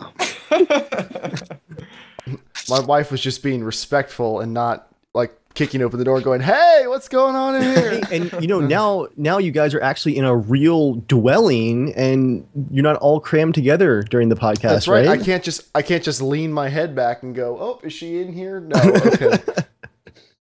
So on that note, look, Joel did Yes. say that the reason he wants us to come on the podcast was to try and convince you to play the game. And Yes. I don't think I'm going to do that, because here's the thing. You have a wife, right? Yes. And you enjoy PC gaming, right? Yes. Don't play this game. You, Yes, I don't know where this is going. like, nowhere back. one. Do you have a family? Where do they live? Where do they live? Children. This game has done Look, something to you guys, it man. consumes you, and it ruins games to a point where, like, I've played Skyrim, and everyone knows how incredibly good the reviews for Skyrim are and how much people like it. I play the game and I enjoy it, and then I play Dark Souls and I go back to Skyrim and I install 300 mods and I spend 4 days trying to make it more like Dark Souls and have better this and better that, and then I play it for half an hour. I'm like, I could just be playing Dark Souls right now. I'm not getting anything from this. Like, it ruins games for you. If Skyrim had Dark Souls combat, that would be amazing. Oh yeah, You've and I've done what I can to mod it. Skyrim so that it does.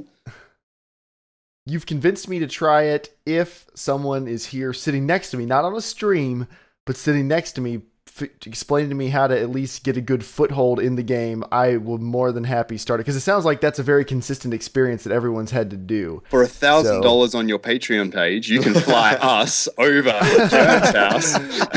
That's true. Yeah, if you want to make the Dark Souls dream happen for me, please, guys, it's all I've ever wanted. International Dream Team. Well, Jared, I told you. Yeah, we'll fly in our Australian specialists. We'll put some shrimp on the barbie and have them over. There it is. If you can send me a screenshot just of where you are, then I can tell you what to do, basically. That doesn't tell me how to play the game. No, I mean, Dave did a really good job, but I started exactly from the start with him with a new character, just so I was walking where he was going, so he had a question, I could tell him where he was going. So that was not very hard. Next week. I think I'm gonna take Frenchie up on his offer to hold my hand. Do that. Smiley face. You don't even need to do that, right? Here's the only tip you need. Roll lots, don't die. You'll be right. Roll lots, don't die. All right. Well, that is like Ninja Gaiden. Don't roll off. For Ninja Gaiden, your strategy is block, block, block, block, block, block, roll, roll, roll, roll, roll, block, block, block, block, block, block, block, one combo, block, block, block, block, block. Like that's the entire game. So I can roll and and block. The Witcher 2's combat at launch before the rebalancing patch, all you could do was roll, roll, roll, strike. It was so much rolling. Well, I beat The Witcher 2 before they did the Enhanced Edition, before it ever got any patches, and that was a really hard game, and I did enjoy it, but I think it held your hand enough at the beginning that you could get a foothold into the world. So if I didn't know what I was doing, I at least felt like, okay, well, I can just go talk to people in the town, go see what's up. You know, there's these areas I know if I go to them, I'll be killed within 10 seconds, but I've got places I can go to and talk to people and hopefully figure it all out. So I felt like it was more accessible. And from what Joel says, Dark Souls 2 is a bit like that. Yeah, it does help get into the game. Like, there was a bit of outrage when they came out a year ago when they first started discussing Dark Souls 2, and one of the designers said it's going to be more accessible or approachable. And everyone's like, what? You're taking our difficulty away from us? No, you can't do that. But all they meant is, like, they're not going to make it as nebulous to begin with. They're going to sort of allow you to ease yourself into the game. It's still hard, and in some parts harder. But yeah, it certainly helps you learn the basics. Just on The Witcher 2, right? I played that game after the Enhanced Edition had come out. Wonderful game. I really liked it. It had all these cool pop culture references that I really thought were awesome. And then I got up to the final bit. All the kings are like coming together to have some kind of conference or whatever. Spoilers for The Witcher 2 if you haven't played it. Oh, my apologies. Sorry, go ahead. No, it's okay. It's okay. I just figured we should just throw it out spoilers. Just in case. Yes. It's not major spoilers. So but at the end, I was in a place where an important thing was going to happen. I think an NPC disappeared or something because I couldn't progress. Just ran around for a while and never played it again. And I'm the kind of person who, like, if I'm 2 pages into a book and I think, oh, this book's junk, I'm then compelled to spend the next week reading the damned book because I have to finish it. So every time I hear The Witcher 2, I'm like, oh, for God's sake. You know? If it makes you feel any better, you were close to the end, and the end's not all that awesome. It does make me feel better. I say that as someone, The Witcher 1 was my Dark Souls as far as being obsessed with the game. I love The Witcher 1. The Witcher 2, I think it kind of fell apart in the third act. We'll see what they do with The Witcher 3. Yeah, I'm looking forward to it. The sound, if you made a weird face at the weird noise, that was probably Joel leaving his phone on the desk next to his stupid unibody MacBook with the super sensitive microphone or whatever else he was doing. Right. So it's always wonderful. So as we wind the podcast down, this is going to be one of our longer ones. I thought since we have the opportunity, no, this is good. This is good for sure. We have 2 live Australians on the panel with us. So this is a good time to have the whole Australia versus America discussion. Not versus like we're competing, because we know if it came down to a war, sorry guys, we spend more on war than like every other country in the world. You also together. spend more on war than Afghanistan, and how'd that go for you? Oh, no, I'm not defending it. I'm just saying when it comes to stomping holes in people's faces, if we're not being political about it, America is by far the best. So it's not a versus We give discussion. it a strange priority. Yeah. We try to be nice about it, but when it's time to really kick people, we really kick them. Yeah, I don't agree with that. And this is the beginning of the debate, isn't it? You lost Korea, you lost Vietnam, you lost Afghanistan. Play nice. Wait. No, hold on. Lost is a North Korea and Vietnam. I'm not disagreeing with you at all. I'm sorry. I'm talking about the modern American military machine. I should have clarified that. It's a force we definitely. I'm scared of it, make no mistake. A lot of Americans seem to think like too. we won World War II by ourselves, and a lot of crazy things that are in no way true. But no, I was referring to the modern American military machine. The thing with, like, let's ignore Afghanistan and Iraq because I could spend a long time talking about the political dumbness of all that. I just meant in general, give an example of someone does something over here America doesn't like, and America doesn't have to be political about it. If there's one thing we're good at, it's like, let's just send over an aircraft carrier with 100 jets. Drop a and bomb. if you don't stop, we don't even have to send the jets. We have drones. What's the saying? When you have a hammer, every problem looks like a nail. Yeah, exactly. I like that. That's America. awesome. That's America. Now here's my first question to you Australians. Given Australia's history, are you both descended from criminals?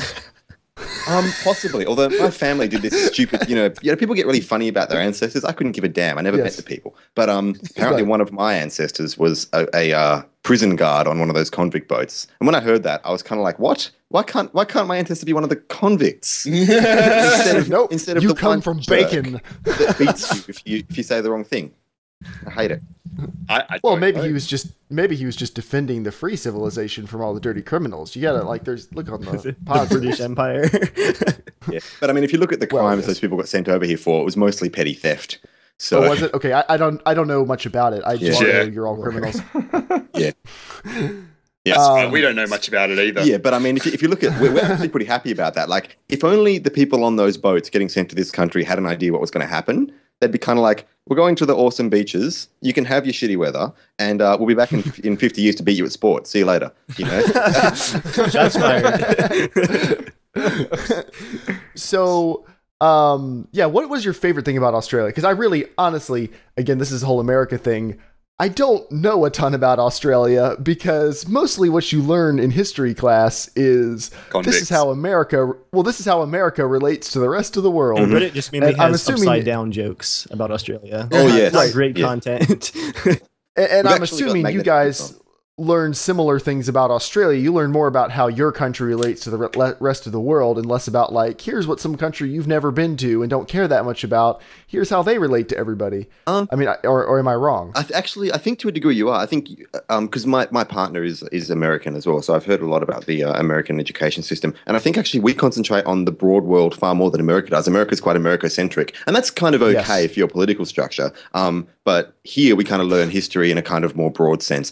What do I like most about Australia? The geography, really. I mean, I like our strong economy, and I like the fact that we have reasonably high wages and all that kind of jazz. But within my state alone, and our states are much, much bigger than your states in America, but within my state alone, I've been inside a really dense forest. I've been to a desert. I've been on cliffs. I've been to massive flat plains. The geography of this place, caves. The geography here is just Nice. It's beyond a joke. Yeah. And I like Tim Tams. Yeah, Tim Tams are pretty good. You guys What don't is have Tim that? Tams, do you? I don't know what It's Tim Tams are. When apparently, according to Betty, my partner, you do, but most of you don't know about it. When I went to America, I actually brought Tim Tams along. They're a little chocolate biscuit, and they have this amazing ability to act like a straw. And if you have anything similar, you must try it. Right? Actually, I know. Okay, I know what those are. Yeah. We have generic versions I've had. oh really? Actually, what we should do is commit to post them some Tim Tams. Okay. Okay. Yep, we'll send you some Tim Tams. We'll send you a bunch of boxes so you can check it out. Prizes!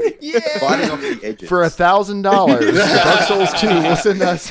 Biting off the edges of those things and using them like a straw, that fills my heart with national pride. That's awesome. What do you guys So like now about let's America? talk about Oh, sorry. guns. Yeah. I was That was waiting a short list. for this. No, I guess I would say what I love about America is for all the stupid things we do, and we're easy to make fun of. Let's be honest. America's a very easy country to make fun of. It's a country that does a lot of stupid things. It does a lot of stupid things that a lot of Americans don't agree with. There's no you can't pin down an American as any one thing because I mean, just watch our political season. No one can agree on anything. But what America does well is it still is a country very much that you are very capable of making your own way if you really want to work for it. And I think sometimes we swing too far in the wrong direction on that sometimes, where I think too much stress is being made on you must work really hard and hope nothing goes wrong. But I think America is still very, very good at offering personal freedoms to do stuff. Sometimes you just have to move to a different state that's much politically different than the one you live in. Or right. Like it's the type of thing where there are areas of America. There's an area of America that caters to how you want to live your life, most likely. You just might have to move there. We have no big national consensus on anything really. And I like that variance within your country. I think it's very interesting. It can be awesome. It's bad if people don't know that those options are out there. Yeah. It's a lot of people have their idea of America is just the Deep South, right? Or just New England, or just California. And America is so different that it's really hard to pin down this is America because there really isn't any America. I just like how one of the least free parts of America is Washington D.C. It's just a little ironic. Yeah, cameras everywhere, and yeah. So what do you guys have to go through to buy a gun in Australia? This is not a picking thing. I'm just curious. We're in this process, actually, to a degree. We've kind of dropped the ball on it, but that's actually a thing we're both interested in. You have to jump through a lot of hoops. Basically, you either have to demonstrate that you are a member of a recreational gun club that actually goes and actually shoots, and then you write a letter to the government saying, hey, that's my sport. Can I have a gun? And they'll say yes or no. Or you can say, I've got a property, like a big farm, or I know someone with a big farm, and they really need me to go shoot a bunch of bunnies. So they've written me a letter, and then you give that letter to the government and say, can I please have a gun? And they'll, and it's kind of strange. You can say, oh, my uncle has a farm, and he has a lot of snakes, and the snakes will bite his horses, so I need a rifle, and they say, yep, you can go buy a rifle. So I go and buy 2 Glock 17s. It doesn't have to make any sense. You just need the piece of paper. I don't know that that's the case at all. I thought they were pretty specific about that and what kinds of guns you can own.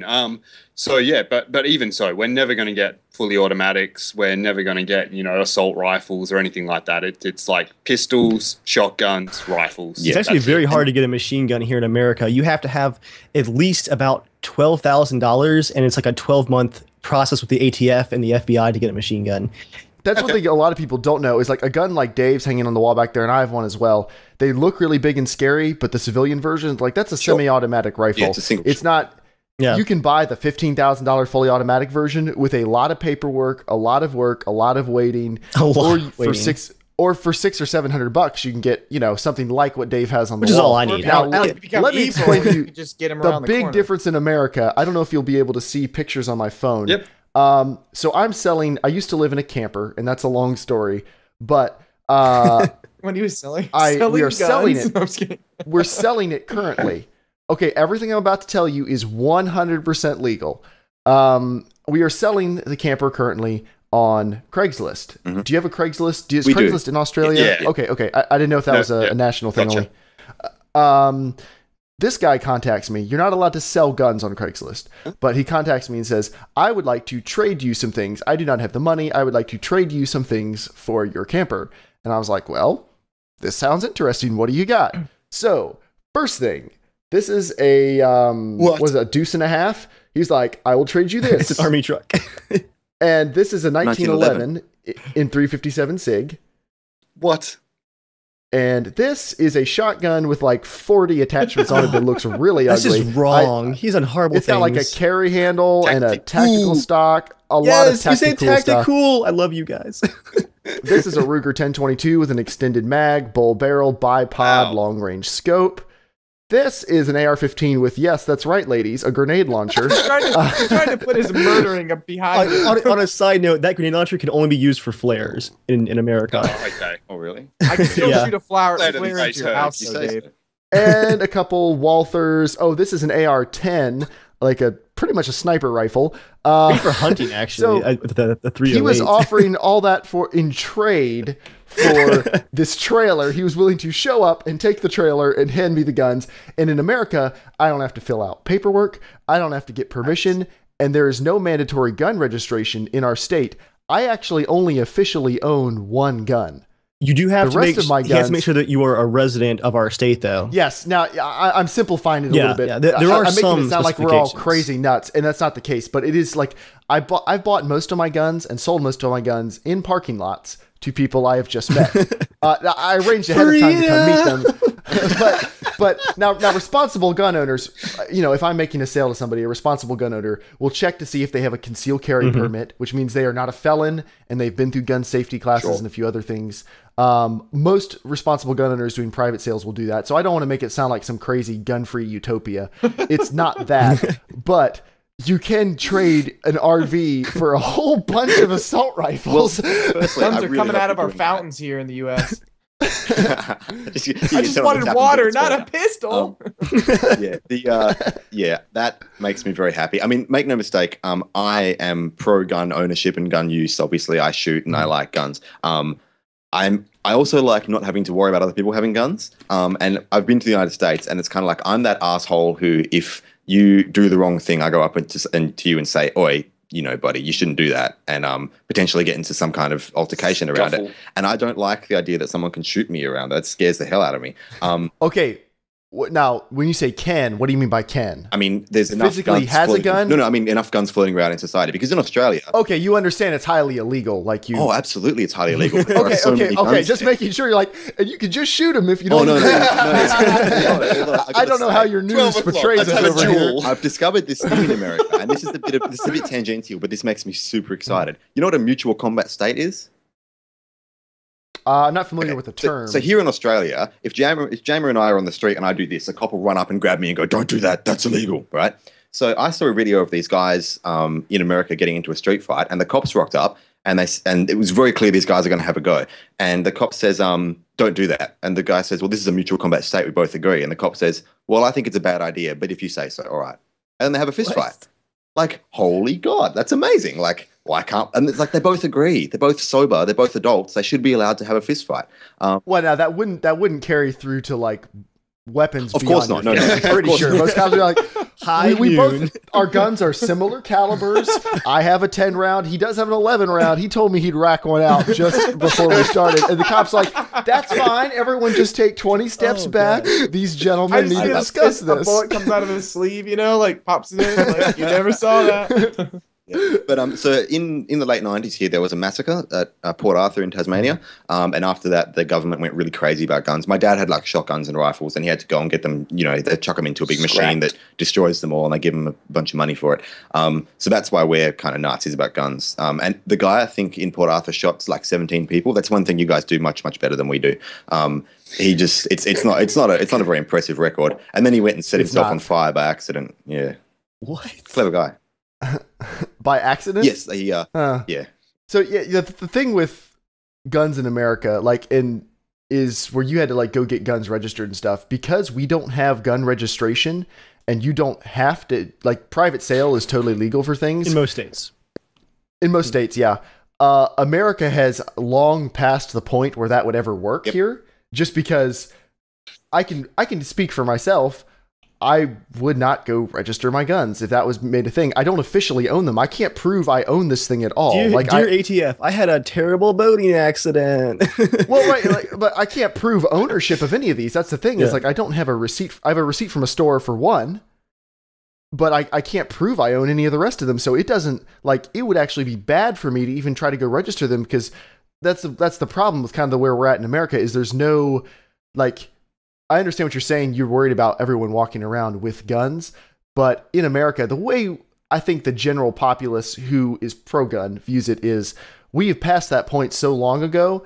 There are steps that can and should be taken to ensure safe gun ownership and to ensure that they aren't getting into the hands of the wrong people, things like that.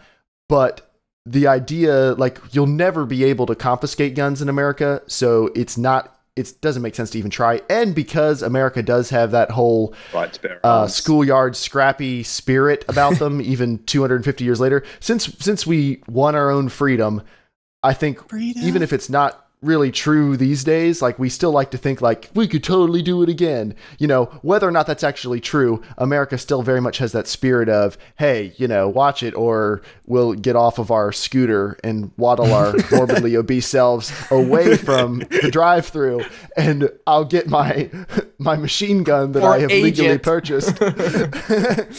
You know, so we like to maintain that kind of persona of, hey, we, you know, there's actually a saying I kind of like that the process for political change in America to an extreme is the soapbox, the ballot box, the ammo box. I love that. That's quite cool. Hey, what do you guys think about that study I heard about recently on Reddit about America is not a democracy but an oligarchy or oligarchy? Wow, yeah. Talk to. I don't agree with it. But well, I am not qualified to talk about it a lot. I had kind of an aside I'm not about the everyday carrying of guns too. Feel free to wrap this at any point, by the way, guys. We are going to have to wrap it soon. We are going to have to wrap it soon. Yeah. Mm-hmm. But an oligarchy, for anyone who doesn't know, is a form of government in which all power is vested in a few persons or a dominant class or clique, government by the few. And in a sense, yes, that's true, because we have a president and then a Senate, a House of Representatives. We have 3 branches of government. So compared to the population of America, yes, it is a government of few people comparatively. And there definitely is a precedent for powerful people win elections. They help friends win elections. And in very few places is the power set up really upset. Honestly, I don't think I understand that well enough, though, that I think I could make a determining statement one way or the other. But I think I would lean towards, no, it is not an oligarchy compared to many other countries. People like to, especially on Reddit, people like to beat the whole America is a police state bandwagon thing. But that's really just, in my opinion, whiny people who have not had enough life experience or traveled to enough other places to realize America is actually an extremely free place. Like, we've got things that aren't good about us, but we are so far, like, if you've ever been to a real police state, those people would shut up immediately. Like, it's, I mean, and I'm saying that I think America has serious issues that need addressing, but I think we are so far from a lot of the things that Reddit seems to think America is becoming. Like, it's easy to pick up isolated incidents and say, oh, this is proof that, like, police brutality, you know, ignoring the fact that 99.999% of the time, that's not how the police are in America. And, you know, like, it's easy to pull out isolated incidents and say, well, this is what's wrong with America. But as a whole, no, I don't think we're an oligarchy. I don't think we're a police state. I mean, I think there are areas that could trend towards that given enough time, but it's really kind of presumptuous to say that that's what they are. I mean, bad news sells. You know, I mean, same for a lot of other countries. Like, even just talk with some friends of mine that are been around the world. It's funny how you always hear like the bad parts of it, and they're like, no, it's not like that. I'm like, man, I feel like a fool, you know, but it's like, that's all I hear of, you know, unless I'm going to be studying like crazy, that's all I'm going to probably know or hear about. Yeah. Look, I totally agree. Yeah, I mean, I found that study really interesting. And what they did was, just for your information, from my understanding, is that they said, what do rich people want? What do poor people want? What actually happens when government makes a decision? And they said, oh, there's more poor people than rich people, but all the government decisions help the rich people. So what they're saying is that it's not direct democracy because the bulk of people don't get to make decisions. The small amount of people get to make decisions. That, I think, was the point. And I think that's kind of what you're saying, is that it's not some conspiracy theory where they're all hanging out in a room together and they're conspiring to take your rights away. It's just that those are the power dynamics that are going on. And I think the main problem with that, and this is my main issue with American politics, is money and politics are a little too intertwined here. And I think it's just because no one thought to really police that at first, and then it just kind of escalated, and here we are. And I think now the tide is turning against people being in favor of that.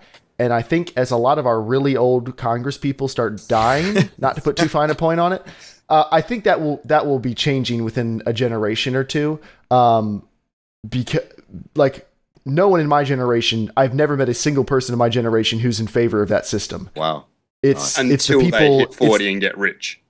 Well, that's what I'm wondering. It seems to be the baby boomer generation, but the baby boomer generation has had a lot of advantages that our generations haven't in America. Correct. So I don't think our generation's going to hit 40 and be like, this system has done so well for me. Let's keep it going. Yep. Like that's not nearly the case as it was for the baby boomer generation. So I think it is going to change, but I think that's the main reason people could say, hey, this is an oligarchy. It's because people can use money so much to influence politics here. And I see the winds of change for that. Who knows if it'll actually happen or not, but I hope it does. Sorry that I sidetracked you along political lines. No, I can talk about, especially Dave, we can talk about political stuff for hours. Actually, we love I have talking one about final this stuff. technical question that I am truly curious about. Yes. How common are suppressors in Australia? Like, what's the process for getting a suppressor? Completely and totally illegal. You cannot really? purchase one. I actually Next question. Okay. Oh, sorry. Go ahead. Well, my partner and I used to work in the court systems, both court reporters. I've moved on. I work somewhere else now, but she still works there. And she was telling me a story about a guy who was purchasing accessories for his gun online. And bought something. I think he thought it was a scope when he bought it, or they shipped the wrong thing, but a suppressor came in anyway. And so I don't even know if he kind of knew what it was, but he chucked it in the corner. And 6 months later, the cops rock up at his house and they're like, we know you've got a suppressor, give it to us. And he ended up in court. And yeah, you cannot, absolutely cannot. No body armor, no suppressor. Even extended mags are a bit funny. Like, yeah, it's very tightly controlled.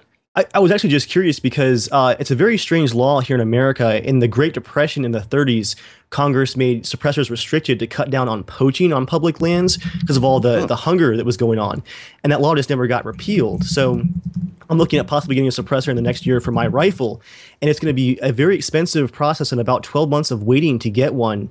Whereas in other countries, like even the UK, suppressors are considered like the polite thing to have for your rifle if you're doing target shooting, or like it's accepted, like you're supposed to have one. But here in America, it's like, who are you, 007? It's a very strange thing here in America with suppressors. We're so like Harley, where it's like, if I can't hear it from 1,000 miles away, you ain't American. Oh, man. That is kind of how we're like. My last question, and then we will wind it down, is can you get a concealed carry permit? Like, can you carry it? No. Negatory. You can't. No open carry. No. It's really kind of like. So I don't know what your gun safe laws are like there, but here you must store your ammunition and your gun in separate gun safes, right? Like. Okay. So, for instance, you can buy a lockbox, put your ammunition in the lockbox, put the lockbox in the safe. But when you transport the weapon, you have to transport it off your person in a vehicle, in a lockbox, separate to a different lockbox, which has your ammunition in it. Unloaded. Unloaded. There's none of this keep the weapon on you loaded kind of business. It's just totally unheard of. That's similar in America when you're transporting a weapon, except for if you have a carry permit, then the gun is in use. It's called, if it's on you, that doesn't mean you can just like pull it out and wave it around. You absolutely can't do that, but it's in use. So you can skip the whole, take the ammo out, everything else. But if it's not in use, you do have to keep, now I don't know about lockable boxes. I think that varies state to state, but you do have to have the ammunition and the gun separate from each other. You're responsible for anything that happens to it.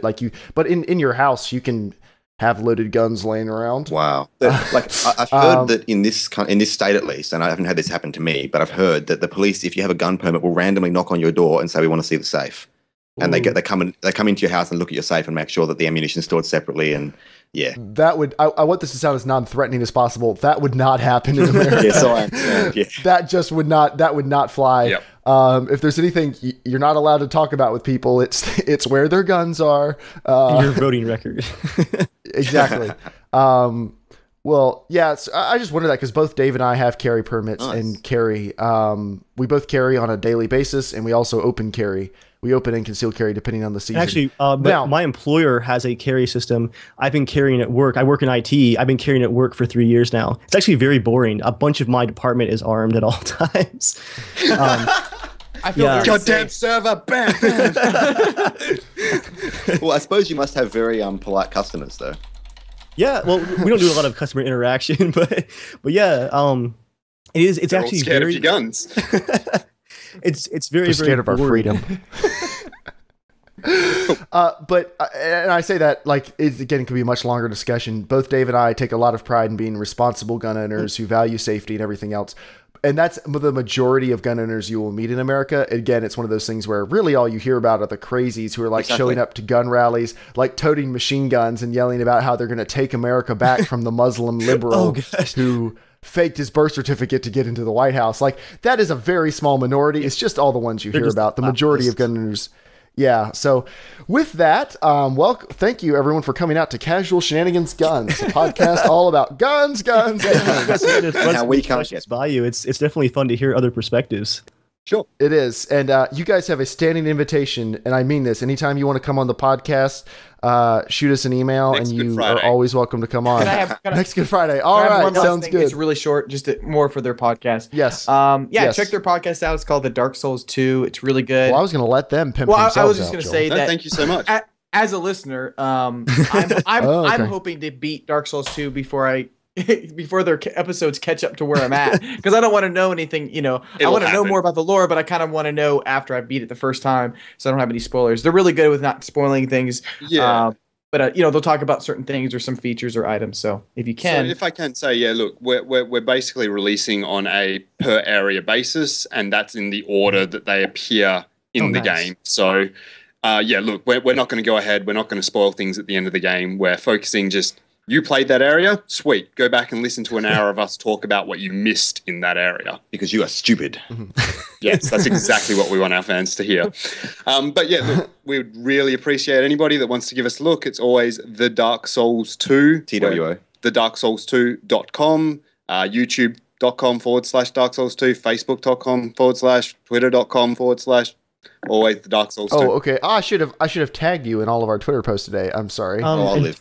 I'll tag you when it goes up, and more people hear that, so we'll tag you Sure. in that one. But thank you guys for coming Jeremiah, out. And as always, you can follow To us. end things here, I do have two brief comments of the week that are. Oh, the comments of the week. I'm sorry, we have to. It takes the just a comments this minute, week are and it's good. They're good. I'm in no They're rush. good. Hit them. Basically, we have a section each week where I post some of my favorite comments that I get on YouTube, because YouTube comments are just the peak of human interaction and communication. Both of these comments this week are actually from two video series that I have based off of the strategy game Empire Total War. And in this series, I'm playing through the American Revolution and then some of the early stages of the Americas with Manifest Destiny, Spanish-American War, stuff like that. It's a very fun strategy game. But in the beginning, I didn't always pronounce things correctly because, I mean, how many times do you guys use the word cavalry in daily use? Okay, I did not use that word constantly. So, I'm sorry, which word? cavalry. Well, how did you say it? Cavalry. As in mounted Cavalry. horsemen. All right, proceed. So our first comment on the week of the week here is in all caps, of course, and I'm going to go ahead and prep my censor sound because it's just funnier when it's censored. And here we go. Cavalry are horse troops. Calvary is where Jesus was crucified. You didn't flank him with the place Jesus was crucified. You flanked him with cavalry, not streaming. Not Calvary, Jesus Christ. I laughed so hard when I got that comment. I get that comment at least every other day on that video. It's my original Total War video. And then this one, I got this about a half an hour ago during the podcast, actually. And I just did a double take. Excellent. Off the same series, playing as the Americas, as America in Empire Total War. This comment is from Kiz Jihad, and it reads, "Can you kill off the Plains Indians?" End comment. I was like, what? I've always wanted to have some genocide. Could you do that for me? Wow. Yeah, that guy loves his smallpox. Yeah, Dave should just introduce. Does Empire have like game mechanics set up for cheap alcohol and transmittable diseases? Well, Casinos that are rigged with bombs. I don't know what the protocol Take this is. blanket. It's really warm and will kill you. so while you're on the segments of your podcast, I was waiting for 90 seconds with Joel because I had a line for that. That's 60 seconds more than I need.